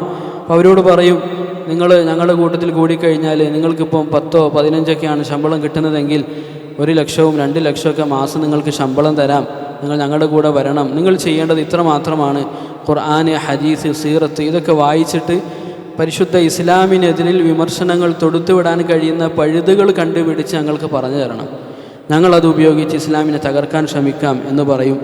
അങ്ങനെ ധാരാളം ആളുകൾ ഇതിൽ പെട്ടുപോയിട്ടുണ്ട്. പലരെയും കുറിച്ച് അത്തരത്തിലുള്ള വിവരങ്ങൾ കിട്ടിയതിൻ്റെ അടിസ്ഥാനത്തിൽ അവരെ പോയി കണ്ടു, അവരെ പിന്തിരിപ്പിക്കാൻ ശ്രമിച്ചു. അവർ പറഞ്ഞു, ഞങ്ങളെന്ത് ചെയ്യാനാണ്, ഞങ്ങൾക്ക് ജീവിതം മുന്നോട്ട് കൊണ്ടുപോകാൻ കഴിയാത്ത സാഹചര്യമായതുകൊണ്ട്, അതുകൊണ്ട് ഞങ്ങൾ നിവൃത്തികേട് കൊണ്ട് പോയതാണ് എന്നവർ പറയുന്നു. അതുകൊണ്ട് നമ്മൾ മനസ്സിലാക്കേണ്ടത്, ആരും ഏതു സമയത്തും ഇത്തരത്തിലുള്ള ചതിക്കുഴികളിൽ പെട്ടുപോകാം. അതുകൊണ്ടാണ് റസൂലുള്ളാഹി സ്വല്ലല്ലാഹു അലൈഹി വസല്ലമ തങ്ങൾ പറഞ്ഞത്, നിങ്ങൾ ദീനിൽ അടിയുറച്ചു നിൽക്കണം, സിറാത്തുൽ മുസ്തഖീമിൽ അടിയുറച്ചു നിൽക്കണം. വൈൻ ഖുതിൽത വഹുരിഖ്ത, നിങ്ങളെ വധിക്കപ്പെട്ടാലും നിങ്ങളെ കത്തിക്കപ്പെട്ടാലും നിങ്ങൾ അതിൽ തന്നെ ഉറച്ചു നിൽക്കണമെന്ന് റസൂലുള്ളാഹി സ്വല്ലല്ലാഹു അലൈഹി വസല്ലം പ്രത്യേകം ഊന്നി പറഞ്ഞിട്ടുണ്ട്. അതുകൊണ്ട് ഇക്കാര്യം നമ്മൾ വളരെ ശ്രദ്ധയോടുകൂടി തന്നെ കൈകാര്യം ചെയ്യേണ്ടതുണ്ട്. അപ്പോൾ ഈ രൂപത്തിൽ ശഹവത്തുകൾ, ദേഹേച്ഛകളെ പിൻപറ്റിയതിൻ്റെ പേരിൽ വഴിപിഴച്ചു പോകും. മറ്റൊന്ന്, ശുബ്ഹത്തുകളിലൂടെ, ദീനുമായി ബന്ധപ്പെട്ടുണ്ടാകുന്ന സംശയങ്ങളിലൂടെ ധാരാളം ആളുകൾ വഴിവെച്ചു പോകും. അതിനെക്കുറിച്ചാണ് ഈ മുന്നോട്ട് സംസാരിക്കാൻ ആഗ്രഹിക്കുന്നത്.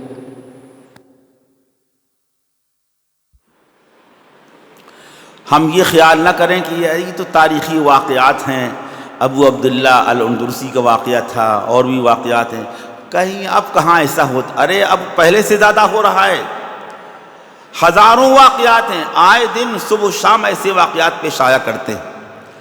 آپ حضرات نے بھی دیکھا ہوگا کچھ دن پہلے واٹس ایپ میں بہار کے صوبے بہار کا واقعہ، ابھی جلدی کا قصہ، جلدی کا کچھ دن پہلے کا قصہ ہے، میں نے دیکھا تھا، معلوم ہوا ایک مدرسے کے ناظم صاحب، کسی مدرسے کے ناظم صاحب تھے، کوئی معلمہ وہاں بھی پڑھاتی تھی، وہاں وہ غیر شادی شدہ تھے، آپ معلم صاحب ناظم صاحب شادی شدہ، ان کے بچے بھی تھے 20 بچوں والے، بس یہ شہوات کی بنا پر شکار ہو گئے، شیطان کا آلے کار بن گئے، شیطان کی جال میں پھنس گئے۔ باپ کو معلوم ہوا، سراغ لگا تو باپ نے بیٹی کو سمجھایا، تفہیم کی، نصیحت کی، لیکن بیٹی پر بھوت سوار تھا، وہ نہیں مانی۔ ناظم صاحب نے اس کو لالچ دے رکھا تھا، ناظم صاحب خود شکار تھے، شہوت کے شکار تھے، اور اس پر عاشق ہو گئے تھے، اس سے شادی کرنا چاہتے تھے، دوسری شادی کرنا چاہتے تھے۔ لڑکی کے باپ نے سمجھایا لیکن لڑکی نہیں مانی، یہ گویا کہ باپ روڑا بن رہا تھا، تو نتیجہ اس کا خلاصہ اس کے یہ بات میں کہ لڑکی نے اپنے باپ کا قتل کرا دیا، اور مدرسے کے ناظم صاحب نے ایک گاڑی قاتل کو گفٹ میں ہدیے میں گاڑی دی اور لالچ دیا کہ تم قتل کرو گے، یہ گاڑی تم کو دیں گے، اتنے لاکھ روپے پر سودا طے ہوا۔ لڑکی نے خود کہا کہ میرے باپ کو قتل کر دو، تم کو یہ انعام دیا جائے گا، ہو گیا، قتل ہو گیا۔ خیر بعد میں دونوں گرفتار کیے گئے، لڑکی بھی گرفتار ہوئی، باپ بھی گرفتار، وہ ناظم صاحب بھی گرفتار ہوئے۔ یہ واقعہ پیش آیا ابھی چند دن پہلے کا ہے، یہ آپ حضرات نے شاید دیکھا ہو، سنا ہو، یہ صوبہ بہار کا واقعہ۔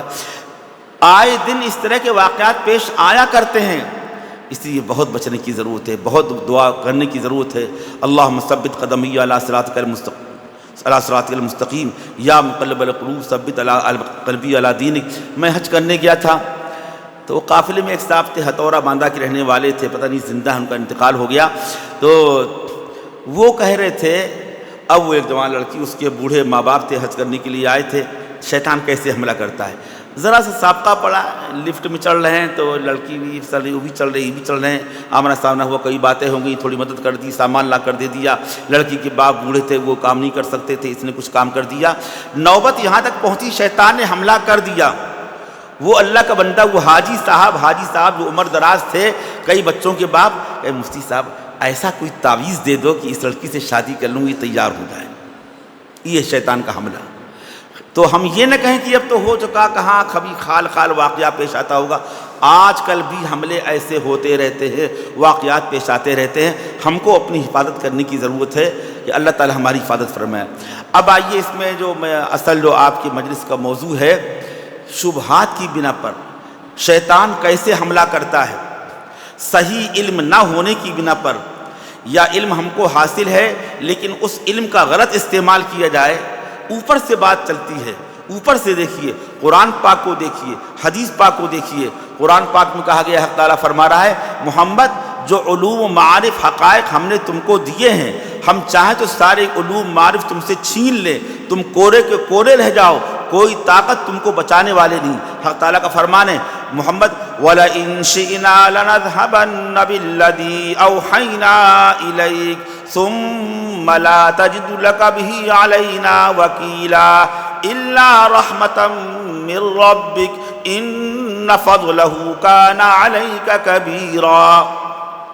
اس آیت کو نقل کیا ہے حضرت تھانوی رحمۃ اللہ نے ایک واعظ میں، فرمایا ہے، وہ ذات، وہ اللہ، وہ رب العالمین جو اپنے محبوب محمد صلی اللہ علیہ وسلم کو للکار کر یہ کہہ دے، محمد اگر ہم چاہیں سارے علوم معارف حقائق سب تم سے سلب کر لیں، ہم لنذهبن بالذی اوحینا الیک، پھر کوئی تمہارا معاون نہیں ہوگا، کوئی تمہارا مددگار نہیں ہوگا جو تم کو یہ نعمتیں دوبارہ دے دے، ایسا نہیں، تم کو کوئی بچا نہیں سکتا۔ ثم لا تجد لک بہ علینا وکیلا، اگر کوئی طاقت بچانے والی ہے وہ اللہ کی رحمت ہے، اللہ کا فضل ہے۔ حضرت تھانوی رحمۃ اللہ علیہ فرماتے ہیں کہ اس کو سن کر کے حضرت تھانوی رسول پاک صلی اللہ علیہ وسلم بالکل بے چین ہوں گے، فکر مند ہوں گے، اے اللہ کیا ہوگا۔ اللہ کی رحمت بچا سکتی ہے لیکن اللہ کی رحمت ہم کو حاصل ہوگی، اللہ کا فضل ہم کو حاصل ہوگا نہیں ہوگا، رسول پاک صلی اللہ علیہ وسلم بے چین پریشان ہو گئے ہوں گے۔ اسی اللہ نے فوراً فرما دیا، الا رحمتا من ربک ان فضلہ کان علیک کبیرا، حق تعالیٰ کی رحمت بچا سکتی ہے اور بے شک اللہ کا فضل، اس کی رحمت آپ کو حاصل ہے۔ اب حضور پاک صلی اللہ علیہ وسلم کو اطمینان ہوا۔ اس طرح کے حدیثوں میں واقعات آئے ہیں، شیطان نے کیسے کیسے حملہ کیا۔ مسلم شریف کی سب سے پہلی روایت، کتاب الایمان کی سب سے پہلی روایت ہے۔ کچھ لوگ تھے بصرہ میں اور وہاں پر کچھ لوگوں نے معبد الجوہنی نے انکار کہ تقدیر کا انکار کیا تھا۔ ایک فرقے کا آغاز ہوا تھا۔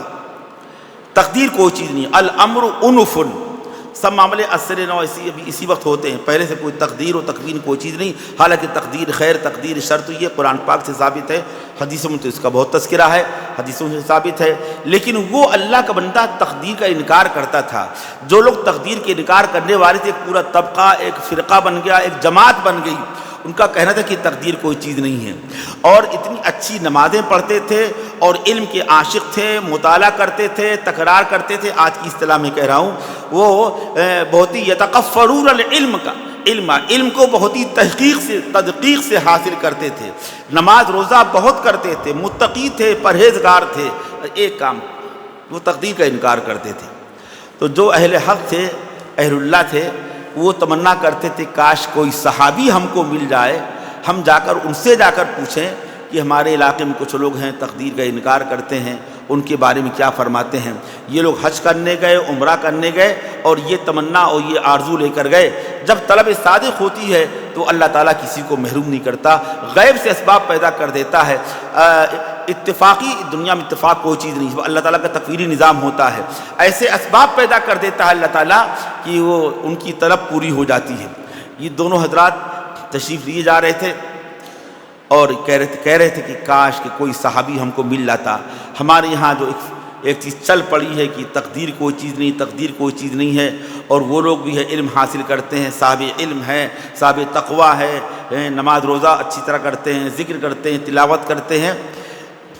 حال یہ ہے کہ تقدیر کا انکار کرتے۔ ہم کسی صحابی سے ہم تحقیق کرتے، تفتیش کرتے، تو اتفاق کیا اللہ تعالیٰ کا نظام تھا۔ حضرت عمر فاروق رضی اللہ تعالیٰ عنہ کو بیٹے، حضرت عمر فاروق عبداللہ ابن عمر، ان سے ملاقات ہو گئی، وہ ملے۔ کسی نے کہا رہے یہ عبداللہ ابن عمر جا رہے ہیں، اور دونوں ان کے پیچھے ہو رہے، ایک دائیں طرف ایک بائیں طرف، اور جا کر سوال کیا حضرت ہم لوگ فلاں مقام سے آئے ہیں اور یہ قصہ پیش آیا ہمارے ساتھ، ہم اس کے اندر مبتلا ہیں۔ وہ کچھ لوگ اللہ کے بندے کہتے ہیں الامر انفن، کوئی تقدیر کوئی چیز نہیں، معاملے ابھی سب فوراً شروع ہو رہے ہیں، ابھی ہو رہا معاملہ، پہلے سے کچھ طریقہ تھا، پہلے سے کچھ تجویز نہیں تھی۔ غور سے بات کو سنا اور اس کے بعد انہوں نے جو چند باتیں کہی ہیں، ترمذی شریف کی روایت میں بھی ہے، اس میں تو یہاں تک کہا ہے کہ ان سے کہہ دینا، ان سے میرا سلام نہ کہنا، یہ نہیں کہا میرا سلام کہہ دینا، ان سے میرا سلام نہ کہنا، یہ ایسے لوگ ہیں۔ اور کہا کہ تقدیر پر ایمان لانا ضروری ہے، اگر کوئی تقدیر پر ایمان نہیں لائے گا تو جتنی چاہے عبادتیں کر لے، دعائیں کرے، صدقے کرے، زمین و آسمان زمین بھر کر کے پورا صدقہ کرے، اللہ تعالیٰ ہرگز اس کا صدقہ، اس کی عبادت، اس کی دعا کچھ بھی قبول نہیں کرے گا جب تک کہ تقدیر پر ایمان نہیں لائے گی۔ تقدیر پر ایمان لانا یہ ایمانیات میں سے ہمارا بنیادی عقیدہ ہے۔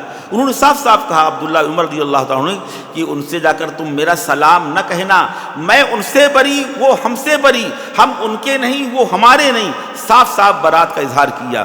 جی ہاں، باتیں ایسی ہوا کرتی ہیں، اصلاح کی کوشش کرو، تدبیر اختیار کرو، جب اصلاح کی توقع نہ رہے اور خطرہ ہو کہ تم بھی اس میں سمجھے جاؤ گے، تم ان کی حمایت کرنے والے سمجھے جاؤ گے، ایسی صورت میں علیحدگی کرنا، بیزاری ظاہر کرنا اور اعلان کر دینا کہ ہم ان سے بیزار ہیں، ہم ان کے ہم رائے اور ہم مزاج نہیں ہیں، جو عقیدہ ان کا ہم اس سے مختلف ہیں، صاف انکار کر دینا چاہیے، اپنی برات کا اظہار کر دینا چاہیے۔ عبداللہ ابن عمر رضی اللہ تعالیٰ عنہ کو یہ واقعہ بہت ہی پختہ دلیل ہے، پختہ ثبوت ہے، انہوں نے صاف کہا میرا سلام نہ کہنا۔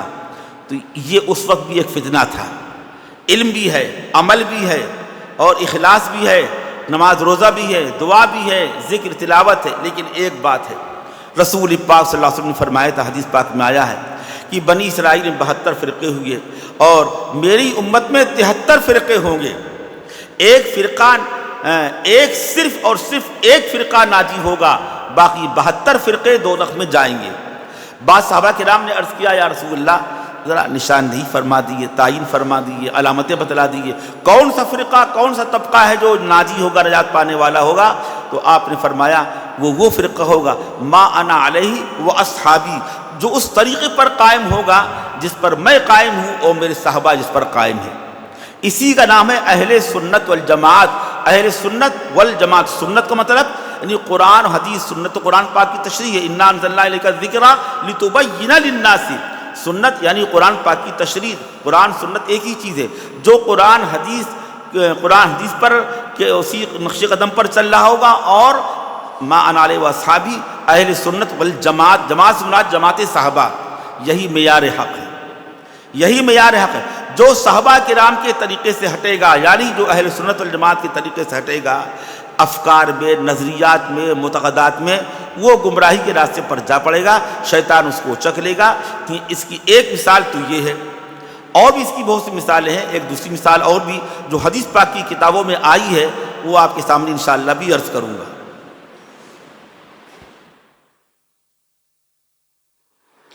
അപ്പം ഇങ്ങനത്തെ സംഭവങ്ങളൊക്കെ കേൾക്കുമ്പോൾ ഇതൊക്കെ പണ്ട് നടന്ന സംഭവങ്ങളല്ലേ, ഇന്നിപ്പോൾ അങ്ങനെയൊക്കെ ഉണ്ടാവുമോ എന്ന് നമ്മൾ ആരും വിചാരിക്കരുത്. കാരണം ഏതാനും ദിവസങ്ങൾക്ക് മുമ്പ് നടന്ന ഒരു സംഭവമാണ് മൗലാന അവറുകൾ വിവരിക്കുന്നത്. ബീഹാറിലെ ഒരു മദ്രസയുടെ പ്രിൻസിപ്പളായിരുന്നു അദ്ദേഹം. വിവാഹിതനാണ്. നേരത്തെ പറഞ്ഞ സംഭവത്തിൽ നിന്ന് വ്യത്യസ്തമായിട്ട് ഇദ്ദേഹം വിവാഹിതനാണ്, മക്കളുണ്ട്. പക്ഷെ അദ്ദേഹത്തിനും ഒരു സ്ത്രീയുമായിട്ട് ബന്ധമുണ്ടായി. ആ സ്ത്രീ വിവാഹം കഴിക്കണമെന്ന അതിയായ ആഗ്രഹമുണ്ടായി. ആ സ്ത്രീയും അദ്ദേഹത്തിൽ ആകൃഷ്ടയായി. അങ്ങനെ ആ സ്ത്രീയുടെ ഉപ്പ അതിന് സമ്മതിക്കുന്നില്ലായിരുന്നു. ഒടുവിൽ ആ ഉപ്പാനെ കൊല്ലാൻ വേണ്ടി പോലും ആ സ്ത്രീ തയ്യാറായി. അതിന് ആളെ ഏൽപ്പിച്ചു. ആ കൊല്ലാൻ തയ്യാറായ വ്യക്തിക്ക് ഈ പ്രിൻസിപ്പളായിരുന്ന ഈ വ്യക്തി ഒരു വണ്ടി സമ്മാനമായി നൽകാമെന്ന് വാഗ്ദാനം ചെയ്തു.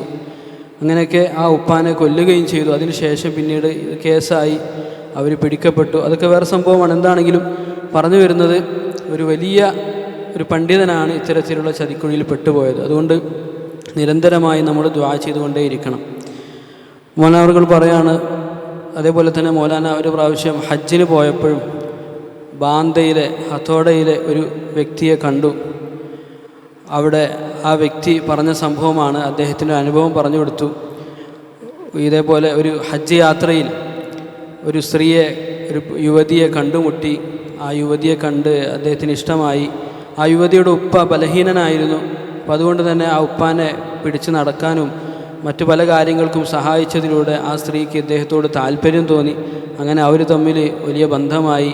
അപ്പോൾ ആ സ്ത്രീ എങ്ങനെയെങ്കിലും വിവാഹം കഴിക്കണം, അതിനുള്ള വഴി പറഞ്ഞു തരണമെന്ന് പറഞ്ഞുകൊണ്ട് ഈ വ്യക്തിയോട് പറഞ്ഞ കാര്യം മൗലാന അവറുകൾ പറയുന്നുണ്ട്. ഈ രൂപത്തിൽ ഇൽമ് ഉണ്ടായതുകൊണ്ട് മാത്രം കാര്യമില്ല. ആ ഇൽമ് ഉണ്ടെങ്കിലും അത് ശരിയായ രൂപത്തിൽ നമുക്ക് ഉപകാരപ്പെട്ടില്ല എങ്കിൽ തെറ്റായ വഴികളിലേക്ക് നമ്മൾ പോകാൻ സാധ്യതയുണ്ട്. മാത്രവുമല്ല, അള്ളാഹു സുബ്ഹാനഹു വ തആല നമ്മൾ ഹറാമുകളുമായി ബന്ധപ്പെടുമ്പോൾ, അള്ളാഹുവിൻ്റെ വിധിവിലക്കുകൾ ശ്രദ്ധിക്കാതിരിക്കുമ്പോൾ അള്ളാഹു നമ്മളിൽ നിന്ന് നമ്മുടെ ഇൽമ് തിരിച്ചെടുക്കാനും സാധ്യതയുണ്ട്. അള്ളാഹു സുബ്ഹാനഹു വ തആല റസൂലുള്ളാഹി സ്വല്ലല്ലാഹു അലൈഹി വസല്ലമ തങ്ങളോട് പറഞ്ഞ കാര്യമാണ്, വല ഇൻ ശിഅനാ ലനദ്ഹബന്ന ബില്ലദി ഔഹൈനാ ഇലൈക്. വേണമെങ്കിൽ നമ്മൾ ഉദ്ദേശിച്ചാൽ താങ്കൾക്ക് നൽകിയിട്ടുള്ള ആ വഹ്യ്, താങ്കളിലേക്ക് നാം എത്തിച്ചിട്ടുള്ള ഇൽമ്, ആ വഹ്യ് അതും എടുത്തു കളയാൻ നമുക്ക് കഴിയും.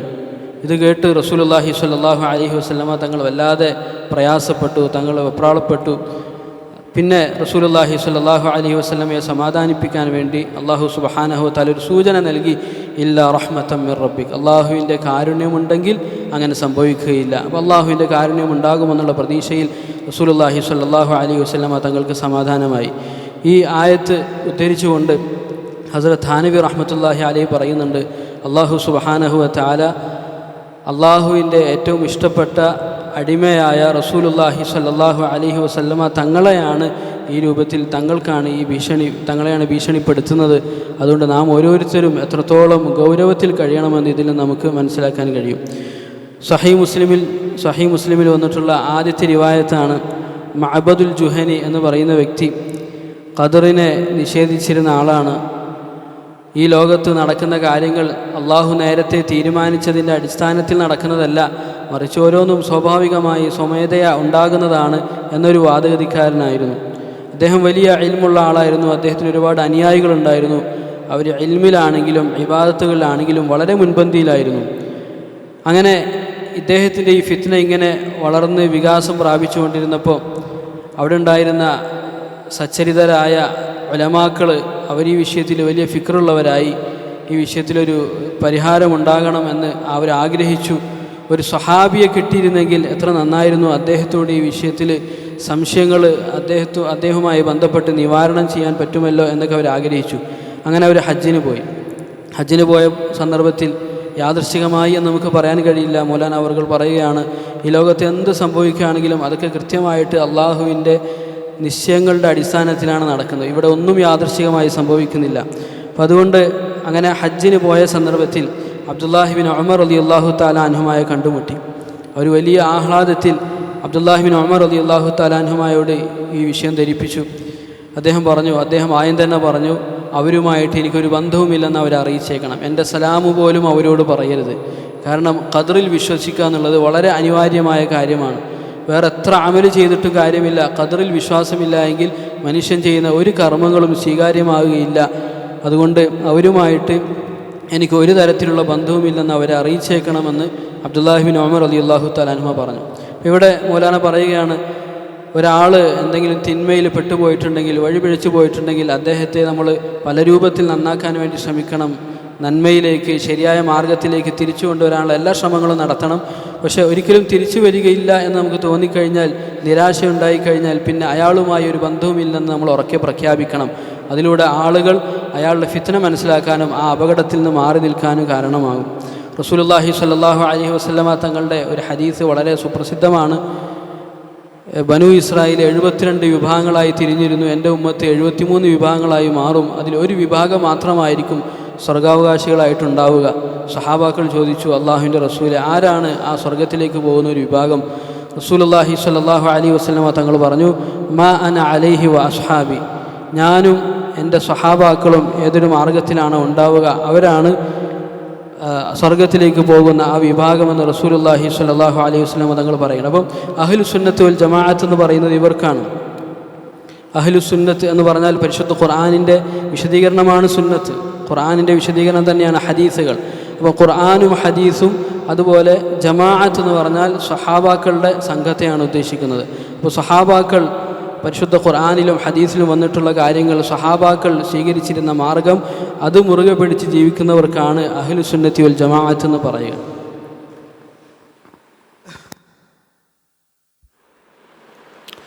हदीसों में एक दूसरी मिसाल और भी है। रसूल पाक सल्लल्लाहु अलैहि वसल्लम ने अपनी उम्मत के कुछ लोगों के अलामात बयान फरमाए हैं। इतना अच्छा कुरान पाक पढ़ेंगे, जाकिर शागिर होंगे, उनका हुलिया बयान फरमाया जनाब मुहम्मदुर रसूलुल्लाह सल्लल्लाहु अलैहि वसल्लम ने। उनकी दाढ़ी बड़ी बड़ी होंगी, घनी दाढ़ी, कसुल्लिहया, घनी दाढ़ी वाले। उनका हुलिया बयान फरमाया, उनकी लुंगियाँ, उनके पैजामे टखनों से ऊपर होंगे, पिंडली तक होंगे, लंबे कुर्ते पहने, पेशानी का निशान है। उनकी नमाज़ें इतनी लंबी लंबी होंगी कि अपनी नमाज़ों को तुम, उनकी तिलावत इतनी उम्दा होगी, अपनी तिलावतों को, अपनी तिलावत को, अपनी नमाज़ों को तुम बिल्कुल लाशय समझोगे, इतनी अच्छी नमाज़ें पढ़ेंगे। नमाज़ें भी हैं और रोज़ा भी है, दुआ भी है, ज़िक्र भी है, मामूलात पूरे हो रहे हैं, लेकिन अहले सुन्नत वल जमात से खारिज हो जाएंगे। ये कौन लोग होंगे? हदीस पाक की किताबों में इसकी तफसील आई है। अल्लामा शब्बीर उस्मानी रहमतुल्लाह अलैह ने फ़तुल मुल्लिम में किताबुज़ ज़कात में, किताबुज़ ज़कात के इख्तिताम पर जहाँ पर तज़किरा आया है, वहाँ इसी तरह कुछ लोगों को बातिल फ़िरक़ों का, अल्लामा शब्बीर उस्मानी रहमतुल्लाह अलैह ने वहाँ पर ख़वारिज की तफसील की। ये खारजी लोग होंगे। ये लोग हज़रत अली रज़ी अल्लाह तआला अन्हु के लश्कर में शामिल थे। हज़रत अली, हज़रत मुआविया कि जो आपस में जो इख्तिलाफ हुआ, क़िताल की नौबत आई और बाद में कुछ सहाबा के नाम खड़े हुए कि अरे भाई बहुत हो गया, आपस में लड़ मर रहे हैं, चलो सुलह करो, सुलह मुसालहात की आवाज़ उठाई। तो बिल्कुल भाई, हम तो पहले से कह रहे हैं। हज़रत मुआविया भी तैयार था, अली भी तैयार। तो हज़रत अली रज़ी अल्लाह तआला अन्हु के लश्कर में जो लोग थे, साथ दे रहे थे अली रज़ी अल्लाह तआला अन्हु का, बड़ी तादाद में थे कि 8,000 एक कौल के मुताबिक 8,000, एक कौल के मुताबिक 10 और एक कौल के मुताबिक 12,000, इतनी बड़ी तादाद में थे। वो कह रहे थे कि हम सुलह नहीं करेंगे। حضرت علی کہتے تھے ہم جب لڑنے مرنے کو تیار ہیں، ہم شہادت دینے کو تیار ہیں، گردن کٹانے خون بہانے کو تیار، آپ کیوں صلح کر رہے ہیں؟ ہم آپ کی طرف سے لڑنے کو تیار ہیں۔ حضرت علی نے کہا نہیں، اب امت میں اختلاف نہیں ہوگا، بہت اختلاف ہو چکا، بہت خون بہایا جا چکا، اب خون نہیں بہایا جائے گا، قتال نہیں ہوگا، لڑائی نہیں ہوگی، اب جنگ نہیں ہوگی، جنگ بند ہوگی۔ بہت سمجھایا لیکن وہ نہیں سمجھے، کہنے لگے کہ اگر آپ صلح کریں گے تو ہم ہٹے جاتے ہیں یہاں سے، ہم آپ سے جدا ہو جائیں گے۔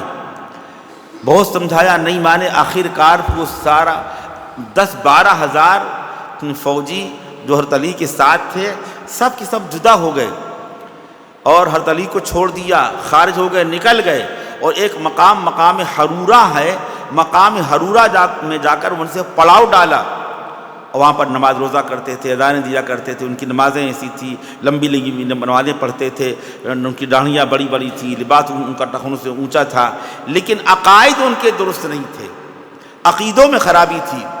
ترمذی شریف کی روایت میں ہے کہ ایک خاتون آئیں حضرت عائشہ رضی اللہ تعالی عنہا سے پوچھا، تاویہ نے پوچھا کیا حالت حیض میں جو نمازیں چھوٹ جاتی ہیں کیا ان کی قضا واجب ہے؟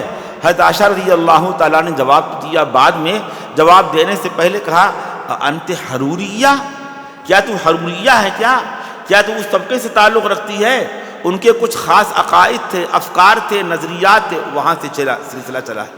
یہ باطل فرقہ تھا، ان کا کہنا یہ تھا کہ حالت حیض میں جو عورتوں کی نمازیں چھوٹ جایا کرتی ہیں ان کی قضا واجب ہے، حالانکہ مسئلے کے خلاف ہے، حدیث پاک کے خلاف ہے، لیکن ان کا کہنا تھا یہ، خوارج کا کہنا تھا۔ آج بھی خارجی پائے جاتے ہیں، بعض دوسرے ملکوں میں پائے جاتے ہیں، شیعہ تو حضرت علی کے عاشق ہوتے ہیں اور خارج جو ہے حضرت علی کی شان میں گستاخی کرتے ہیں، گالیاں دیتے ہیں، سب و شتم کرتے ہیں، برا بھلا کہتے ہیں۔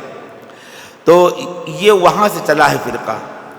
ایک وہ فرقہ حدیثوں میں جس کا تذکرہ آیا ہے، رسول پاک صلی اللہ علیہ وسلم فرمایا کہ نجات پانے والا وہی فرقہ، وہی طبقہ، وہی جماعت ہے ما انا علیہ و اصحابی، جو میرے طریقے پر قائم ہے اور میرے صحابہ کرام کے نقش قدم پر جو چلنے والا ہے۔ اس وقت سے برابر یہ سلسلہ چلتا چلا آ رہا ہے، ہمارے اسلاف نے، ہمارے مشائخ نے، ہمارے ائمہ نے برابر اس کی کوشش کی۔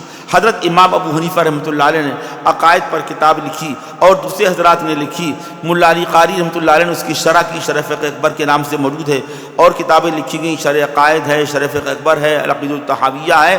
اس میں عقائد کی حفاظت کے لیے، اہل سنت والجماعت کے عقیدوں کی حفاظت کے لیے کتابیں لکھی گئیں کہ جو اس پر قائم ہوگا وہ نجات پانے والا ہوگا، جو اس صراط مستقیم سے ہٹے گا، بہکے گا، دوسرا کوئی راستہ اختیار کرے گا، وہ ان 72 فرقوں میں شامل ہوگا کہ جس کے بارے میں کہا گیا کہ وہ دوزخ میں جانے والا ہے۔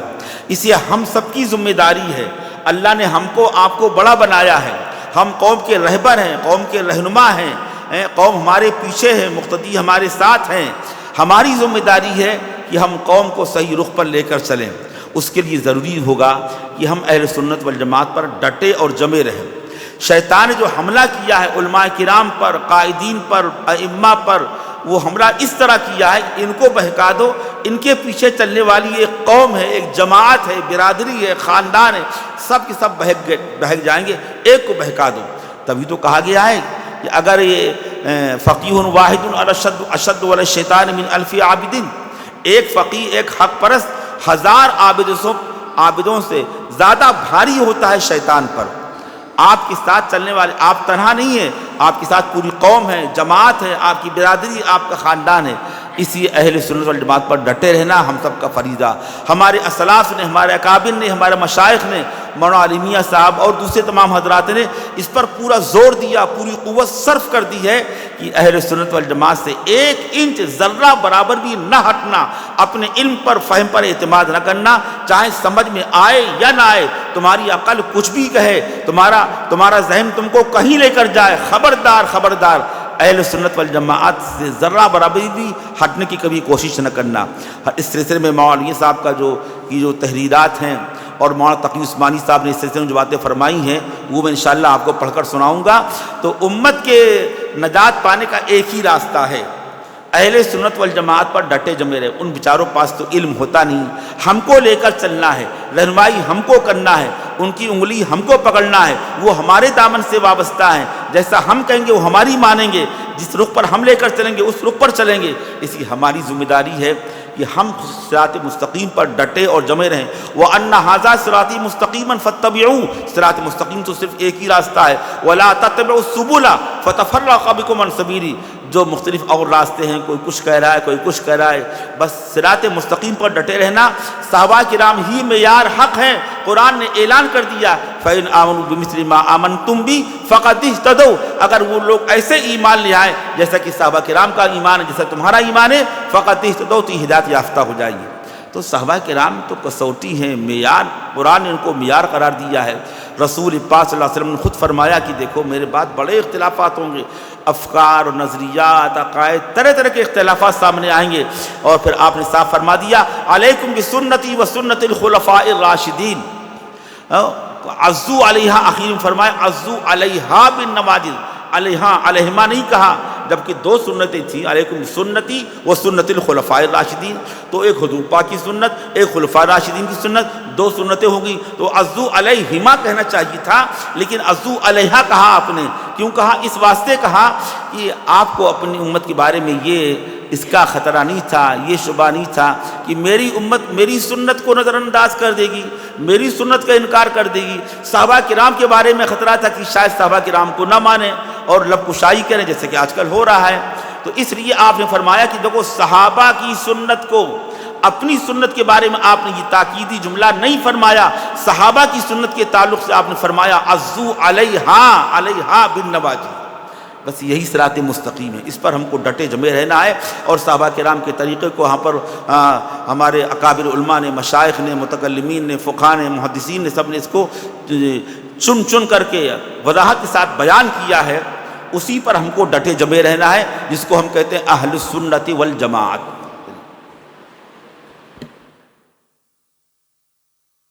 പരിശുദ്ധ ഹദീസിൽ റസൂലുള്ളാഹി സ്വല്ലല്ലാഹു അലൈഹി വസല്ലമ തങ്ങൾ ഒരു വിഭാഗത്തെ വിശേഷിപ്പിക്കുന്നുണ്ട്. അവർ വളരെ മനോഹരമായിട്ട് ഖുർആൻ പാരായണം ചെയ്യും. അവരുടെ വേഷവും ഭാവവുമൊക്കെ വലിയ പണ്ഡിതന്മാരുടെയും ആബിദീങ്ങളുടെയും വേഷമായിരിക്കും. തിങ്ങി നിറഞ്ഞ താടി, അതുപോലെ തന്നെ അവരുടെ വസ്ത്രം ഞെരിയാണിൽ നിന്ന് മുകളിൽ തന്നെ ആയിരിക്കും, നിസ്ഫുസാഖ് വരെ ആയിരിക്കും. അവരുടെ ഖുർആൻ, അവരുടെ നിസ്കാരം, നോമ്പ്, മറ്റ് ഇബാദത്തുകൾ കണ്ടു കഴിഞ്ഞാൽ നമ്മളൊന്നും അവരുടെ മുമ്പിൽ ഒന്നുമല്ലെന്ന് നമുക്ക് തോന്നിപ്പോകും. അങ്ങനെയുള്ളൊരു വിഭാഗത്തെക്കുറിച്ച് പരിശുദ്ധ ഹദീസിൽ റസൂലുള്ളാഹി സ്വല്ലല്ലാഹു അലൈഹി വസല്ലമ തങ്ങൾ പറയുന്നുണ്ട്. മൗലാന ഷബ്ബീർ അഹ്മദ് ഉസ്മാനി റഹ്മത്തുള്ളാഹി അലൈഹി മുസ്ലിമിൻ്റെ ഷറഹായ ഫത്ഹുൽ മുൽഹിമിൽ കിതാബ് സക്കാത്തിൻ്റെ അവസാനത്തിൽ ഈ ഹദീസിൻ്റെ വിശദീകരണം കൊടുക്കുന്നുണ്ട്. എന്നിട്ട് അദ്ദേഹം പറയുന്നുണ്ട്, ഈ ഹദീസിൽ പറഞ്ഞിരിക്കുന്നത് ഖവാരിജുകളെക്കുറിച്ചാണ്. ഖവാരിജുകൾ എന്ന് പറഞ്ഞാൽ അലി റളിയല്ലാഹു തആല അൻഹും മുആവിയ റളിയല്ലാഹു തആല അൻഹും തമ്മിൽ ചെറിയ ഇഖ്തിലാഫുകൾ ഉണ്ടായ സമയത്ത് അലി റളിയല്ലാഹു തആല അൻഹുവിൻ്റെ പക്ഷത്തുള്ള ആളുകളിൽ നിന്നാണ് ഖവാരിജ് രൂപപ്പെടുന്നത്. മറുഭാഗത്തുണ്ടായിരുന്ന മുആവിയ റളിയല്ലാഹു തആലയുടെ സംഘത്തിൽപ്പെട്ട കുറച്ച് ആളുകൾ നമുക്ക് സുൽഹ് നടത്താം, ഇനി യുദ്ധം ചെയ്യേണ്ട, യുദ്ധം നിർത്തിവെക്കാം എന്നവരാവശ്യപ്പെട്ടപ്പോൾ ആ സമയത്ത് ഈ വിഭാഗം പറഞ്ഞു, ഒരു കാരണവശാലും നമ്മൾ സുൽഹ് ചെയ്യുകയില്ല, നമ്മൾ സുൽഹിന് തയ്യാറല്ല, നമുക്ക് യുദ്ധം തുടരണം, നമ്മൾ എങ്ങനെയും ഈ മാർഗത്തിൽ പോരാടാൻ തയ്യാറാണ്, ജീവൻ അർപ്പിക്കാൻ തയ്യാറാണ്, ഒരു കാരണവശാലും ഇതിൽ നിന്ന് മാറുകയില്ല എന്നവർ പറഞ്ഞു. അങ്ങനെ അലി റളിയല്ലാഹു തആല അൻഹു അവർക്ക് മനസ്സിലാക്കി കൊടുക്കാൻ ശ്രമിച്ചു. പക്ഷെ അവർ തയ്യാറാകുന്നുണ്ടായിരുന്നില്ല. അവർ പറഞ്ഞു, നമ്മൾ യുദ്ധം തുടരുന്നില്ല എങ്കിൽ പിന്നെ താങ്കളുടെ പക്ഷത്ത് നിന്ന് ഞങ്ങൾ മാറിപ്പോകും, ഞങ്ങൾ വേറിട്ട് പോകും എന്നവർ പറഞ്ഞു. അങ്ങനെ അവർ അലി റളിയല്ലാഹു തആല അൻഹുവിൻ്റെ അണിയിൽ നിന്ന് മാറിപ്പോവുകയും അവർ പിന്നീട് ഹറൂറ എന്ന് പറയുന്ന സ്ഥലത്ത് തമ്പടിക്കുകയും അവരവരുടെ കാര്യങ്ങൾ അങ്ങനെ മുഴുകുകയും ചെയ്തു. വലിയ ഇബാദത്തും കാര്യങ്ങളൊക്കെ അവർക്കുണ്ടായിരുന്നു, പക്ഷെ അവരുടെ അഖീദ മോശമായിരുന്നു. ആയിഷ റളിയല്ലാഹു തആല അൻഹയുടെ അടുക്കൽ ഒരു സ്ത്രീ വന്നിട്ട് ഹൈലുകാരി, അവളുടെ ഹൈലിൻ്റെ സമയത്തുള്ള നിസ്കാരം പിന്നീട് ഖളാ വീട്ടേണ്ടതുണ്ടോ എന്ന് ചോദിച്ചൊരു സംഭവം കേട്ടിട്ടുണ്ടാവും. ആ സമയത്ത് ആയിഷ റളിയല്ലാഹു തആല അൻഹ അതിനുള്ള മറുപടി നൽകി. പക്ഷെ അതിനു മുമ്പായിട്ട് ആയിഷ റളിയല്ലാഹു തആല അൻഹ ആദ്യമായി ആ സ്ത്രീയോട് തിരിച്ചു ചോദിച്ചത്, ആ ഹറൂരിയത്തുൻ അൻതി, നീ ഹറൂരിയക്കാരിയാണോ, ഹറൂറായിൽ താമസിക്കുന്ന തമ്പടിച്ചിരിക്കുന്ന ആ വിഭാഗത്തിൽ പെട്ടവളാണോ എന്ന് ആയിഷ റളിയല്ലാഹു തആല അൻഹ ചോദിക്കുന്നുണ്ട്. ഇന്നും ഖവാരിജിൻ്റെ പല വകഭേദങ്ങളും പല സ്ഥലങ്ങളിലും കാണാൻ കഴിയും. ഷിയാക്കൾ അലി റളിയല്ലാഹു തആല അൻഹുവിനെ അമിതമായി പുകഴ്ത്തുകയും അദ്ദേഹം അർഹിക്കുന്നതിലധികം പവിത്രത കൽപ്പിക്കുകയും ചെയ്യുമ്പോൾ ഇവർ അലി റളിയല്ലാഹു തആല അൻഹുവിനെ താറടിച്ച് കാണിക്കാനാണ് ശ്രമിക്കാറുള്ളത്.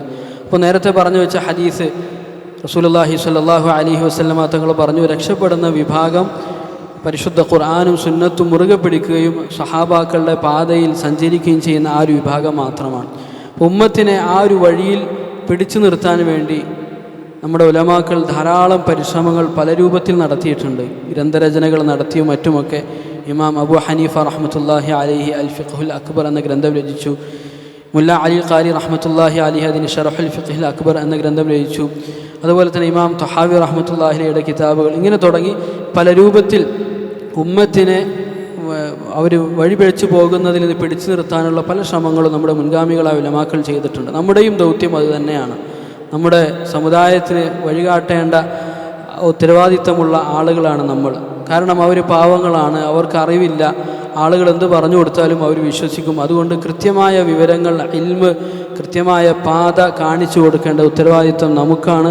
അതിന് നാം ആദ്യം ഈ പാതയിൽ ഉറച്ചു നിൽക്കണം. എന്ത് തന്നെ പ്രകോപനങ്ങൾ എന്ത് തന്നെ ഉണ്ടായാലും ഈ പാതയിൽ തന്നെ ഉറച്ചു നിൽക്കണം. ഇസ്തിഖാമത്തോടു കൂടി നമ്മൾ നിൽക്കണം. കാരണം എന്താണെന്ന് വെച്ചാൽ ശൈത്താൻ ഏറ്റവും കൂടുതൽ പരിശ്രമിക്കുക നമ്മെ പിഴപ്പിക്കാനാണ്. കാരണം നമ്മൾ പിഴച്ചു പോയി കഴിഞ്ഞാൽ നമ്മുടെ പുറകിൽ നിൽക്കുന്ന ഒരു വലിയ സമൂഹത്തെ അനായാസം പിഴപ്പിക്കാൻ സാധിക്കും. അതുകൊണ്ട് ശൈത്താൻ ആദ്യം മുന്നേ വെക്കുക നമ്മളെയാണ്. അതുകൊണ്ടാണ് റസൂലുള്ളാഹി സ്വല്ലല്ലാഹു അലൈഹി വസല്ലമ തങ്ങൾ അരുളിയത് ഫഖീഹുൻ വാഹിദുൻ അശദ്ദു അല ശൈത്വാനി മിൻ അൽഫി ആബിദ്. ഒരു പണ്ഡിതൻ 1000 അറിവില്ലാത്ത സാധാരണക്കാരായ ഇബാദത്ത് ചെയ്യുന്ന ആളുകളെക്കാൾ ശൈത്താനെ സംബന്ധിച്ചിടത്തോളം വലിയ പ്രയാസമാണ്, ശൈത്താന് വലിയ ഭാരമാണ്. എന്ന് പറഞ്ഞാൽ ഇൽമില്ലാത്ത ആളുകളെ പിഴപ്പിക്കാൻ എളുപ്പമാണ്, പക്ഷേ ഇൽമുള്ള ആളുകളെ പിഴപ്പിക്കാൻ അത്ര എളുപ്പമല്ല. അതുകൊണ്ട് ശൈത്താൻ കാര്യമായി പരിശ്രമിക്കും. മൗലാന അബുൽ ഹസൻ അലി നദ്വി റഹ്മത്തുള്ളാഹി അലൈഹി പറയുന്നുണ്ട്, നമ്മൾ ഹക്കിൻ്റെ പാതയിൽ ഉറച്ചു നിൽക്കണം. നമ്മുടെ മുൻഗാമികൾ നമുക്ക് പറഞ്ഞു തന്നിട്ടുള്ള കാര്യങ്ങൾ, അവർ കാണിച്ചു തന്നിട്ടുള്ള ആ വഴിയിൽ ഉറച്ചു നിൽക്കുക. നമ്മുടെ ബുദ്ധിക്ക് അത് യോജിച്ചാലും ഇല്ലെങ്കിലും, നമ്മുടെ ബുദ്ധിക്ക് അത് ഉൾക്കൊള്ളാൻ സാധിക്കുന്നുണ്ടെങ്കിലും ഇല്ലെങ്കിലും, നമ്മുടെ മുൻഗാമികൾ എന്താണോ പറഞ്ഞത് അതിൽ തന്നെ നമ്മൾ ഉറച്ചു നിൽക്കണം. وأن هذا صراطي مستقيما فاتبعوه ولا تتبعوا السبل فتفرق بكم عن سبيلي. നിങ്ങൾ ഹക്കിൻ്റെ മാർഗത്തിൽ, ഇതാണ് ശരിയായ മാർഗം, ഇതിൽ തന്നെ ഉറച്ചു നിൽക്കുക, ഇതിനെ പിന്തുടരുക. മറ്റു വഴികൾ നിങ്ങൾ പിന്തുടർന്നു കഴിഞ്ഞാൽ നിങ്ങൾ വഴിപിഴച്ചു പോകുമെന്ന് അല്ലാഹു സുബ്ഹാനഹു വ തആല പ്രത്യേകം സൂചിപ്പിച്ചതാണ്. അതുകൊണ്ട് സഹാബാക്കളാണ് ഹക്കിൻ്റെ മാനദണ്ഡം. സഹാബാക്കൾ കാണിച്ചു തന്ന വഴിയാണ് ഹക്കിൻ്റെ വഴി, അവരാണ് അതിൻ്റെ മാനദണ്ഡം. ഫഇൻ ആമനു ബിമിസ്ലി മാ ആമൻതും ബിഹി ഫഖദ് ഇഹ്തദൗ. നിങ്ങൾ വിശ്വസിച്ചതുപോലെ അവരും വിശ്വസിക്കുകയാണെങ്കിൽ അവരും നേർവഴിയിലാകുമെന്ന് അല്ലാഹു സുബ്ഹാനഹു വ തആല പറഞ്ഞതാണ്. അവരെ ഹക്കിൻ്റെ മാനദണ്ഡമായിട്ട് അല്ലാഹു തന്നെ പരിചയപ്പെടുത്തിയതാണ്. റസൂലുള്ളാഹി സ്വല്ലല്ലാഹു അലൈഹി വസല്ലമ തങ്ങൾ പറഞ്ഞിട്ടുണ്ടല്ലോ, അലൈക്കും ബിസുന്നതി വസുന്നതിൽ ഖുലഫാഇർ റാഷിദീനിൽ മഹ്ദിയീൻ തമസ്സകൂ ബിഹാ വഅദ്ദു അലൈഹാ ബിന്നവാജിർ. നിങ്ങൾ എൻ്റെ സുന്നത്തും ഖുലഫാ ഉർ റാഷിദീങ്ങളുടെ സുന്നത്തും മുറുകെ പിടിക്കുക. റസൂലുള്ളാഹി സ്വല്ലല്ലാഹു അലൈഹി വസല്ലം പറഞ്ഞു, അദ്ദു അലൈഹാ ബിന്നവാജിർ, അണപ്പല്ലുകൾ കൊണ്ട് കടിച്ചു പിടിക്കണം, ഒരു കാരണവശാലും നിങ്ങളത് വിട്ടുപോകരുത്. ഇവിടെ യഥാർത്ഥത്തിൽ 2 സുന്നത്ത് പറഞ്ഞിട്ടുണ്ട്, സുന്നത്തി വ സുന്നത്തിൽ ഖുലഫാഇർ റാഷിദീൻ. പക്ഷെ അദ്ദു അലൈഹിമാ എന്ന് പറഞ്ഞില്ല, അദ്ദു അലൈഹ എന്നാ പറഞ്ഞ് ആ ലമീറിനെ മുഫ്രദാക്കി. എന്തുകൊണ്ട്? റസൂലുള്ളാഹി സ്വല്ലല്ലാഹു അലൈഹി വസല്ലമ തങ്ങളുടെ ഉമ്മത്തികൾ തങ്ങളുടെ സുന്നത്ത് വിട്ടുകളയുമെന്ന് തങ്ങൾ പ്രതീക്ഷിക്കുന്നില്ല. പിന്നെ തങ്ങൾക്ക് ആശങ്കയുണ്ടായിരുന്നത് സഹാബാക്കളുടെ സുന്നത്ത്, അവർ കാണിച്ചു തന്ന മാർഗം ഈ ഉമ്മത്ത് അതിന് പ്രാധാന്യം കൽപ്പിക്കാതെ പോകുമോ എന്ന ആശങ്കയാണ് റസൂലുള്ളാഹി സ്വല്ലല്ലാഹു അലൈഹി വസല്ലമ തങ്ങൾക്കുണ്ടായിരുന്നത്. അതുകൊണ്ടാണ് തങ്ങൾ സ്വല്ലല്ലാഹു അലൈഹി വസല്ലം അതിൽ ഊന്നൽ നൽകിക്കൊണ്ട് അദ്ദു അലൈഹ എന്ന് മുഫ്രദാക്കി പറഞ്ഞത്.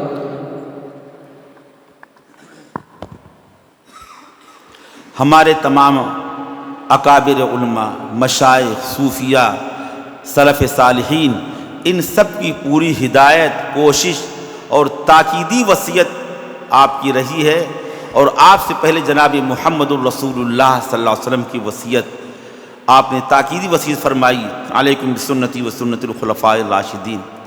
सहाबा किराम के बारे में फरमाया कि अस्हाबी का नुजूम बिअय्यिम इख्तदैतुम। इस हदीस पाक पर लोगों ने कलाम भी किया है, लेकिन मानन ये बिल्कुल सही है और साबित है।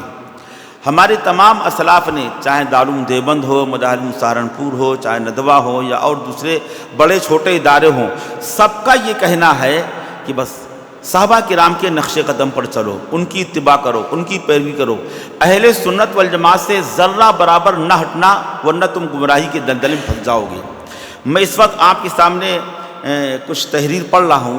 ये तहरीर, ये मज़मून और ये तकरीर मौलाना अली मियां साहब रहमतुल्लाह अलैह ने علماء کرام کے بڑے مجمع کے سامنے بیان فرمائی۔ فضلائے ندوہ کا بڑا مجمع تھا، اور الوداعی نصیحت کے طور پر جو باتیں فرمائی ہیں، شروع کی تمہیدی کلمات میں آپ غور کریے گا کہ کتنی اہمیت سے، کتنی تاکید سے مولانا فرمانا چاہتے ہیں۔ اور یہ بات آپ کو معلوم ہے کہ حضرت شاہ ولی اللہ صاحب محدث دہلوی رحمۃ اللہ علیہ یہ وہ شخصیت ہیں کہ دارالعلوم دیوبند، مدارالعلوم سہارنپور، ندوۃ العلماء سب کے سب ان کو بڑا مانتے ہیں۔ ہم ان کے مسلک پر ہیں، ان کے نقش قدم پر ہیں، ان کی اتباع کرتے ہیں۔ بہت بڑا احسان ہے پورے ملک پر، انڈیا، پاکستان، بنگلہ دیش پر بڑا احسان ہے حضرت شاہ ولی اللہ محدث دہلوی رحمۃ اللہ علیہ پر، اور ہر ایک حتیٰ کہ غیر مقلدین بھی اپنے آپ کو ان سے منسلک ہونے میں، ان کے سلسلے میں داخل ہونے میں، اور اپنے آپ کو ان کی طرف منسوب کرنے میں فخر محسوس کرتے ہیں، اپنے آپ کو جوڑتے ہیں ان سے، اپنا رشتہ ان سے جوڑتے ہیں، اپنی سرحد ان سے ملاتے ہیں، چاہے وہ مقلدین ہوں چاہے غیر مقلدین ہوں۔ حضرت شاہ ولی اللہ صاحب محدث دہلوی رحمۃ اللہ علیہ نے کئی مقام پر یہ بات لکھی ہے، ان کی اس موضوع پر کئی کتابیں ہیں کہ اہل سنت الجماعت سے ذرہ برابر نہ ہٹنا، اور اسی طرح یہ بھی فرمایا کہ ائمہ اربع فقہ کے تعلق سے ائمہ اربع سے ذرہ برابر نہ ہٹنا، ان کے مسالک سے عدول نہ کرنا، اسی دائرے میں رہنا۔ ابو حنیفہ، شافعی، مالک، احمد بن حنبل رحمۃ اللہ علیہم، اسی دائرے میں رہنا۔ تمہاری عقل کچھ بھی کہے، تمہارا اجتہاد کچھ بھی کہے، حدیث پاک سے تم کو کچھ بھی سمجھ میں آتا ہو، اپنا قصور سمجھنا، لیکن خبردار خبردار خبردار ائمہ اربع کے مسلک سے عدول نہ کرنا۔ اب میں پہلے آپ کے سامنے مولانا علی صاحب کی وہ عبارت پڑھ کر سنا رہا ہوں جو بہت ہی اہم ہے۔ حضرت مفتی صاحب دامت برکاتہ انشاءاللہ اس کا خلاصہ آپ کے سامنے بیان فرمائیں گے، اور آپ خود بھی انشاءاللہ سمجھ جائیں گے، کوئی ایسی بہت مشکل عبارت نہیں ہے، وہ عام فہم ہے جو کچھ مولانا نے فرمایا ہے۔ اور یہ ذرا تصور کیجئے، اخیر سال ہے، الوداعی موقع ہے، الوداعی نصائح ہیں، اور وہ طبقہ آپ کے سامنے جو علماء کرام ہیں، فضلاء ندوہ ہیں، اپنے آپ کو منسوب کرتے ہیں ندوے کی طرف، مولانا علمیہ صاحب کی طرف، ان کو حضرت مولانا مخاطب کرتے ہوئے ارشاد فرماتے ہیں، عزیز نوجوانوں، تم اپنی دانشگاہ سے انشاءاللہ داعی اور مصلح، انشاء پرداز اور مصنف اور قائد اور رہنما بن کر نکلو گے۔ میں چاہتا ہوں کہ یہاں تم کو ایک نصیحت کرتا چلوں جو طویل مطالعے کا حاصل اور تجربات کا نچوڑ ہے۔ خبردار، میں نے دیکھا تھا کہاں چلا گیا۔ میں مختصر وقت میں چند ضروری اور وداعی باتیں کرنا چاہتا ہوں۔ یوں تو وقت کا کوئی اعتبار نہیں، کہنا چاہ رہے کہ شاید میرا آخری وقت ہو، آخری مجلس ہو، آخری ملاقات ہو، جیسے رسول پاک صلی اللہ علیہ وسلم نے حجۃ الوداع کے موقع پر فرمایا تھا۔ کیا فرمایا تھا؟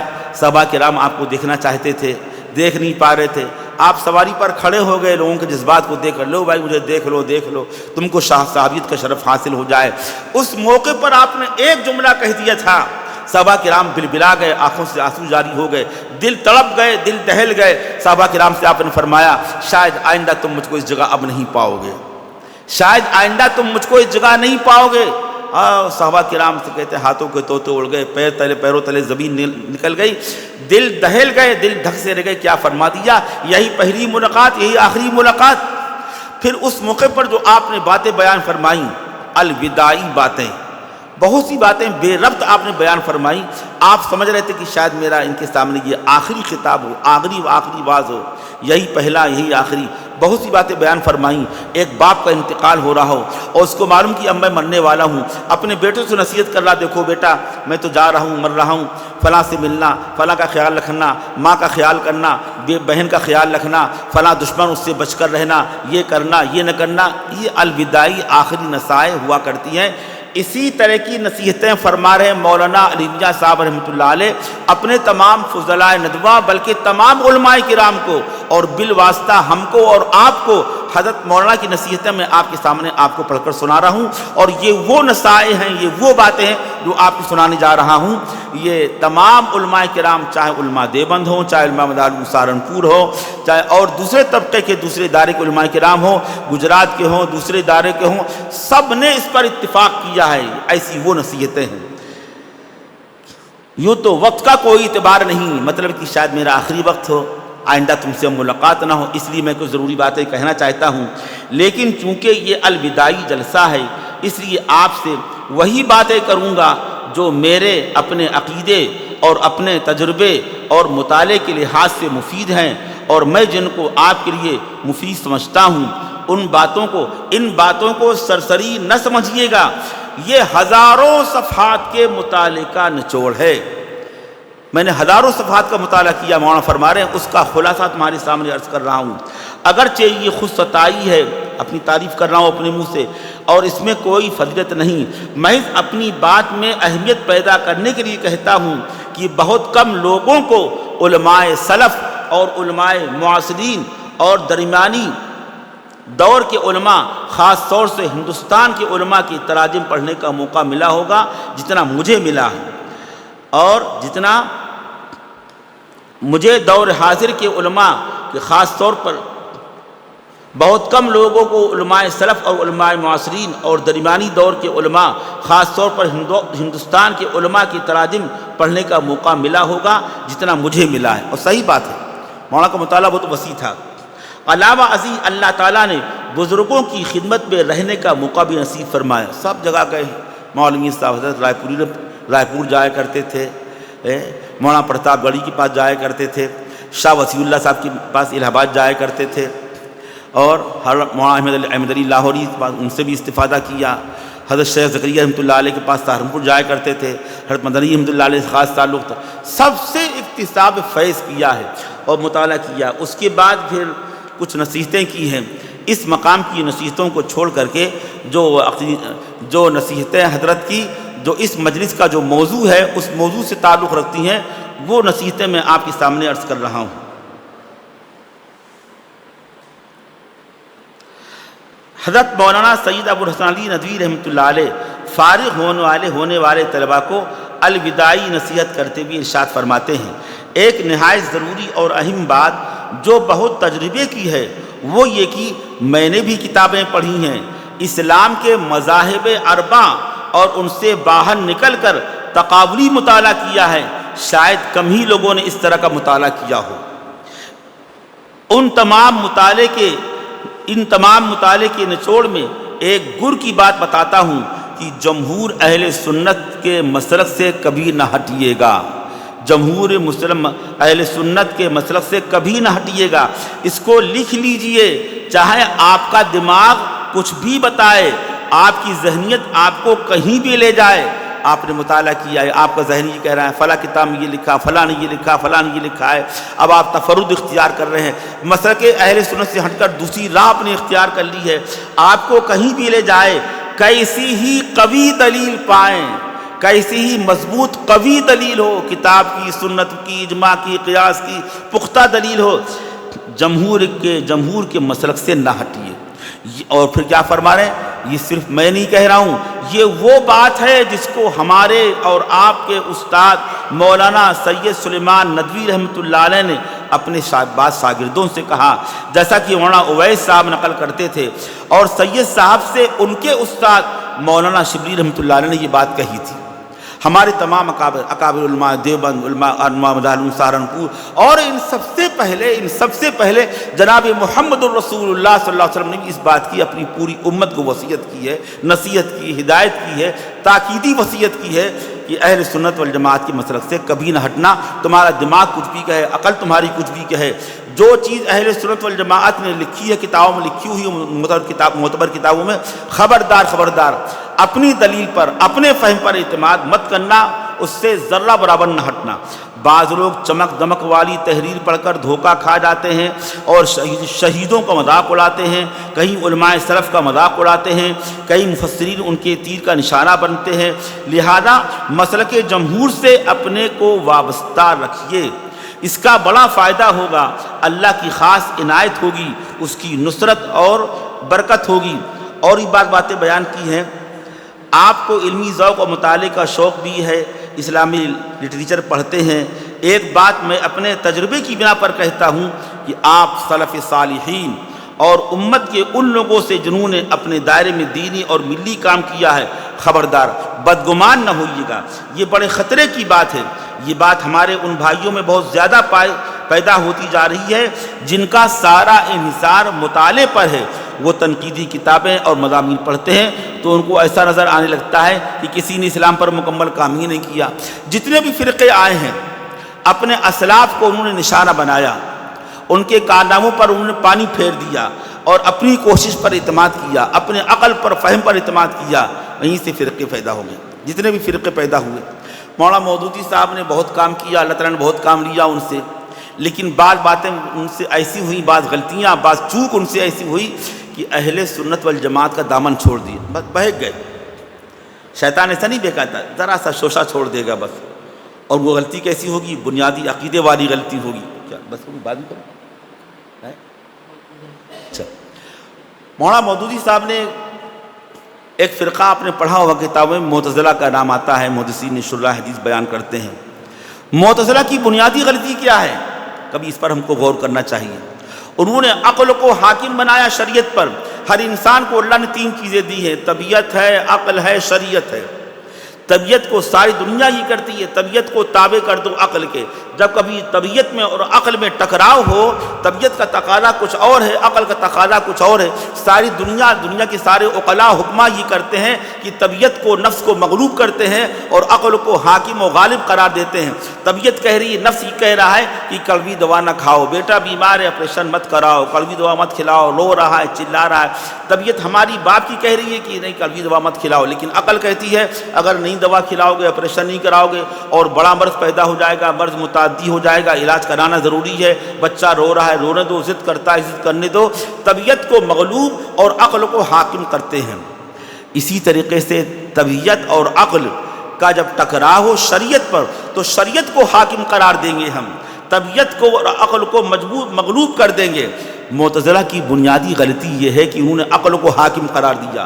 عقل حاکم ہے، عقل غالب ہے۔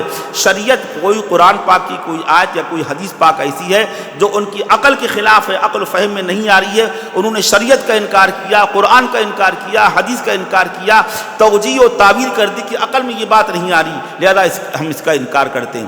انہوں نے رؤیت باری تعالیٰ کا انکار کر دیا، جنت میں حق تعالیٰ کا بھی، یہاں جنت میں بھی حق تعالیٰ کا دیدار نہیں ہوگا، کہ لا تدرکہ الابصار وهو يدرك الابصار، حالانکہ دنیا کے بارے میں کہا گیا ہے جنت میں تو دیدار ہوگا، للذین احسنوا الحسنى وزیادہ، حق تعالیٰ کا دیدار ہی اس سے مراد ہے۔ حدیثیں اس پر ناطق شاہد ہیں کہ جنت میں حق تعالیٰ کا دیدار ہوگا۔ وہ کہہ رہے ہیں کہ اپنی عقلی دلیل انہوں نے سامنے پیش کر دی کہ ارے بھائی ہماری آنکھ تو فانی ہے، ان آنکھوں سے کیسے ہم حق تعالیٰ کا دیدار کر سکتے ہیں، حق تعالیٰ تو باقی ہے، ہم فانی ہیں۔ اس طرح انہوں نے عقل کا، عقلی دلیل کا اعتبار کرتے ہوئے اہل سنت والجماعت کے مسلک کا انکار کر دیا۔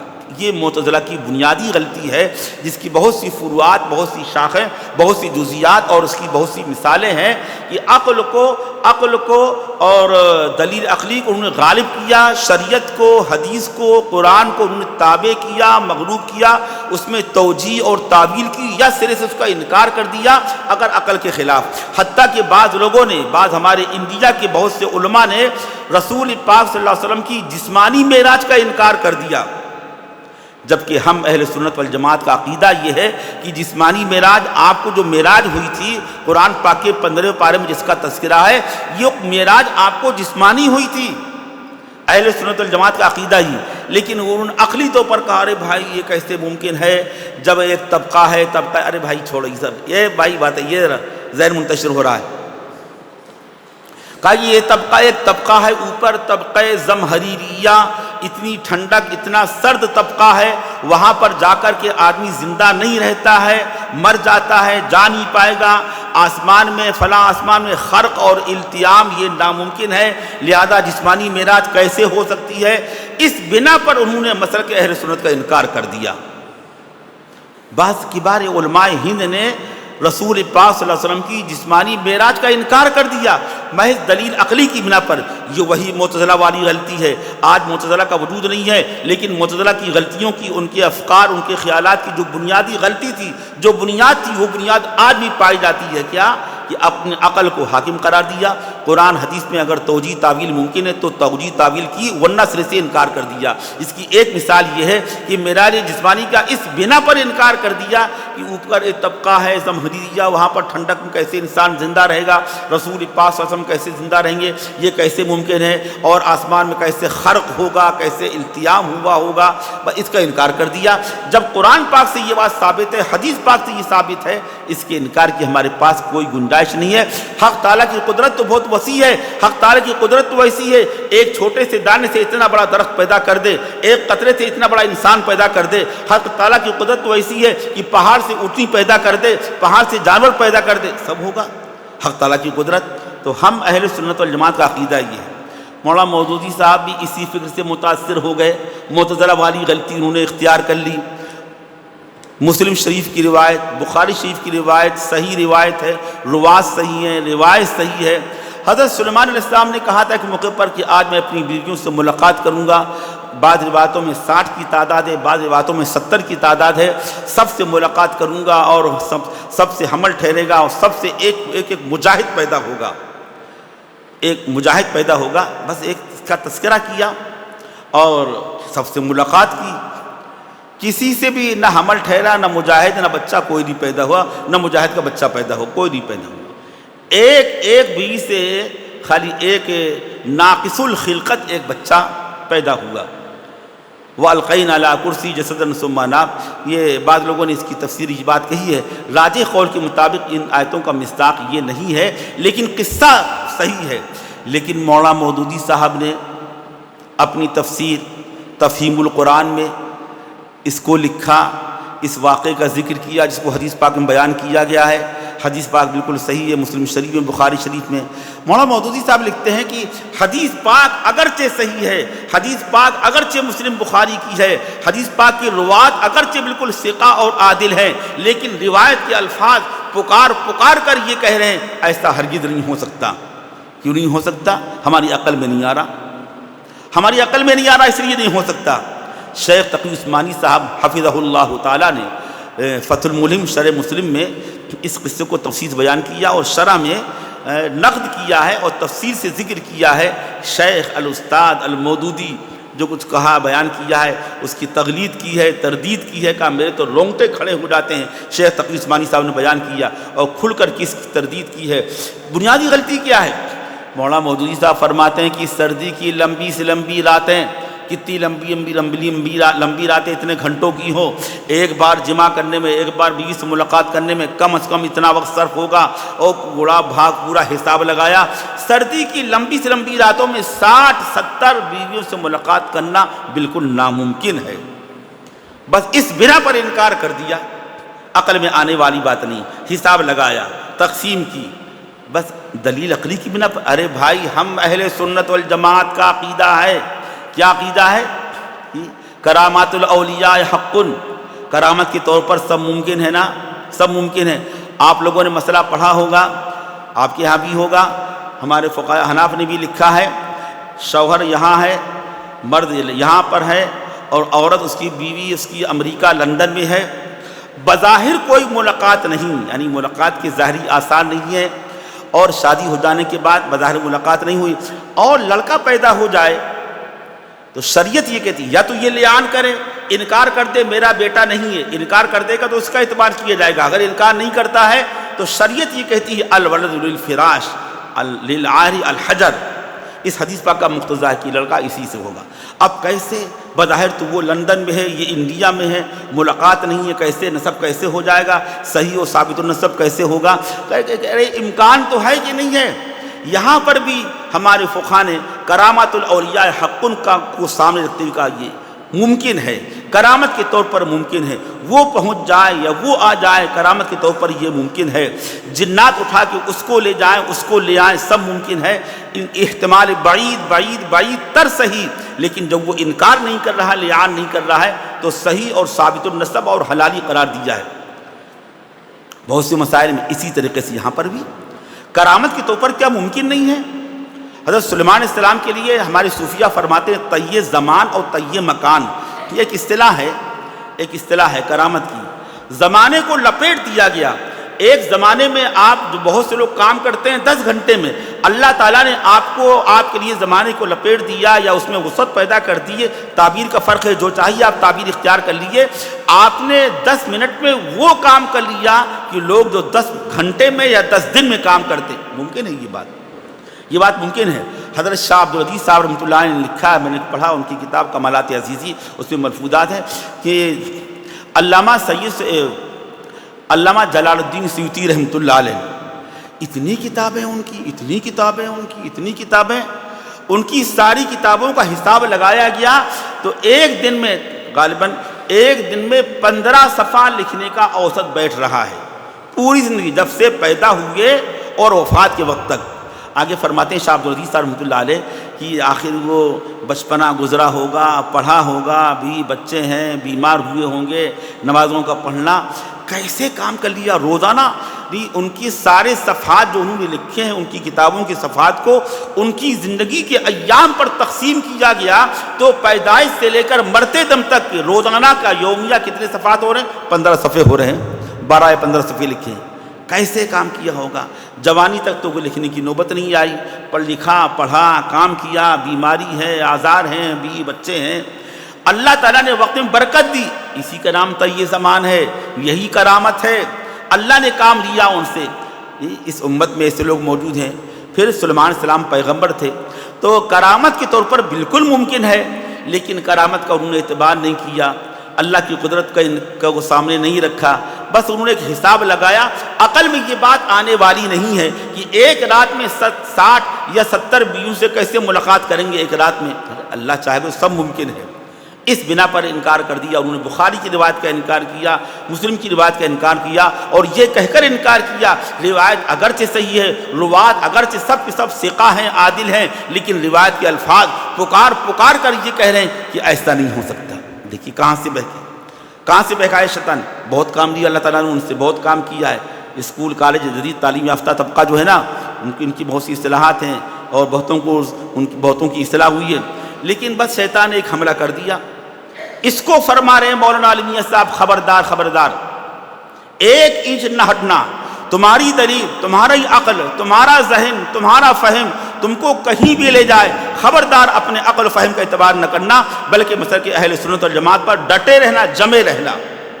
یہ بنیادی غلطی معتزلہ اسی سے بہکے، اور معتزلہ والی گمراہی ہمارے بعض مولوی علماء میں آ گئی۔ اسی سے بچانا چاہ رہے ہیں مولانا علی صاحب ہم کو اور آپ کو سب کو کہ خبردار مسلک اہل سنت سے ذرہ برابر تم انحراف نہ کرنا، ان سے منہ نہ بولنا، 1 انچ ذرہ برابر بھی اس سے تمہارے قدم ڈگمگانے نہ پائے، یہ فرمایا۔ اسی طرح ائمہ اربعہ کے تعلق سے ان سے بھی تم ان کے ائمہ اربعہ کے حدود سے باہر قدم نہ نکالنا، اس سے تعدی نہ کرنا، اسی دائرے میں رہنا۔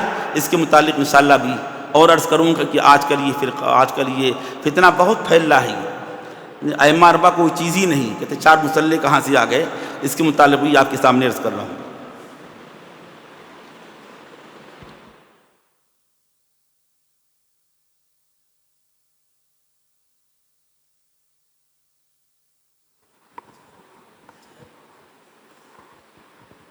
മൗലാന സയ്യിദ് അബുൽ ഹസൻ അലി നദ്വി റഹ്മത്തുള്ളാഹി അലൈഹി അദ്ദേഹത്തിൻ്റെ അടുക്കൽ പഠിച്ച് പുറത്തിറങ്ങുന്ന ഫുസലാക്കൾക്ക് നൽകിയ വിലയേറിയ ഉപദേശങ്ങൾ, അതിൻ്റെ ചില ഭാഗങ്ങൾ പലയിടങ്ങളിൽ നിന്നായി മൗലാന വായിച്ച് കേൾപ്പിക്കുകയുണ്ടായി. മൗലാന അവർകൾ പറയുകയാണ്, പ്രിയപ്പെട്ട സുഹൃത്തുക്കളെ, നിങ്ങൾ ഇന്ന് നിങ്ങളുടെ സ്ഥാപനത്തിൽ നിന്ന് ദായികളായി, അതുപോലെ സംസ്കരണത്തിന് വേണ്ടി ഗ്രന്ഥകാരന്മാരായി, നേതാക്കന്മാരെയൊക്കെ പുറത്തിറങ്ങുകയാണ്. നിങ്ങൾക്ക് ഞാനൊരു നസീഹത്ത് നൽകാൻ ആഗ്രഹിക്കുകയാണ്.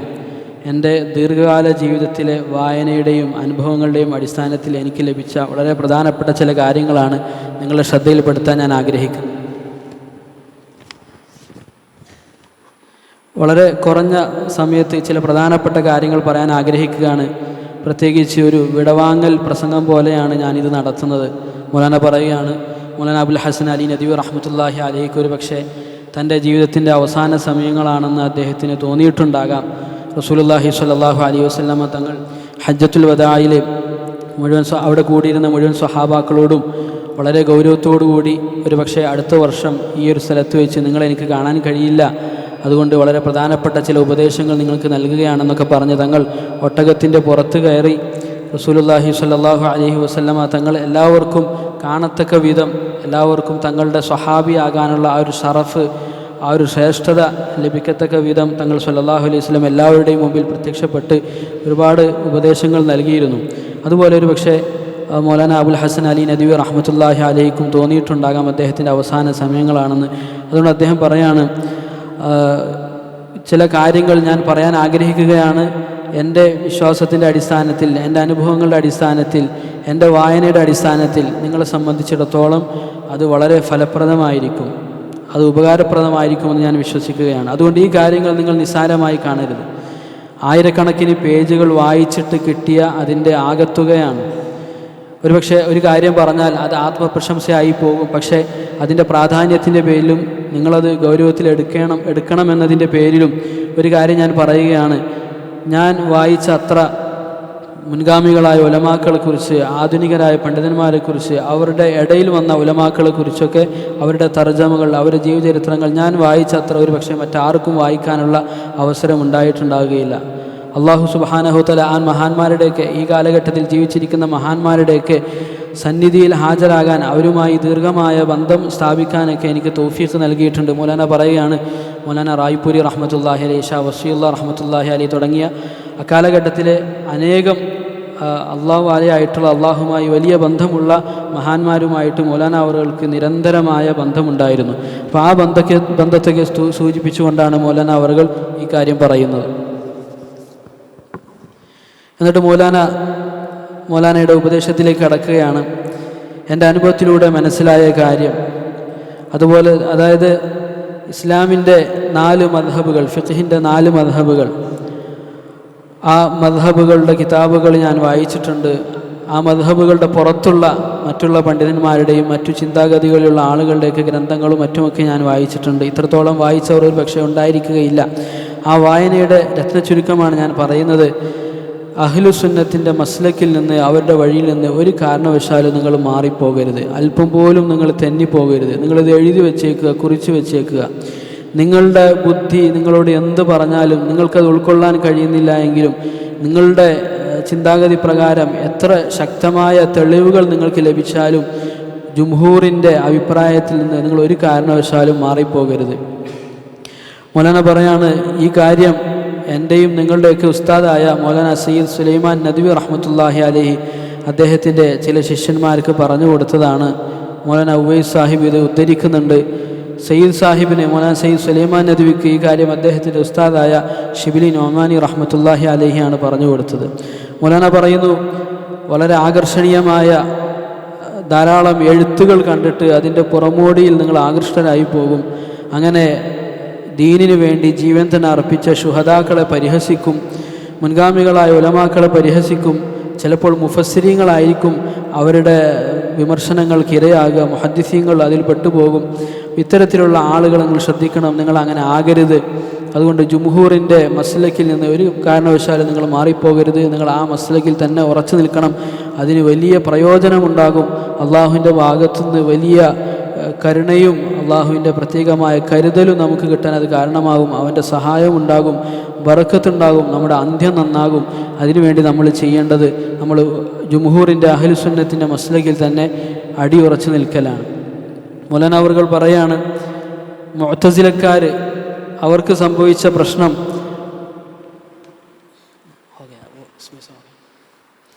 അവർ ബുദ്ധിക്ക് ശരീഅത്തിനേക്കാളും വഹീനേക്കാളും പ്രാധാന്യം നൽകി എന്നുള്ളതാണ്. 3 കാര്യങ്ങളാണ് ഒരു മനുഷ്യനെ സംബന്ധിച്ചിടത്തോളം അവൻ്റെ മുമ്പിൽ വരിക. ഒന്ന് അവൻ്റെ പ്രകൃതം, അവൻ്റെ മാനസികമായ താല്പര്യം. മറ്റൊന്ന് ശരീഅത്ത്, മറ്റൊന്ന് ബുദ്ധി.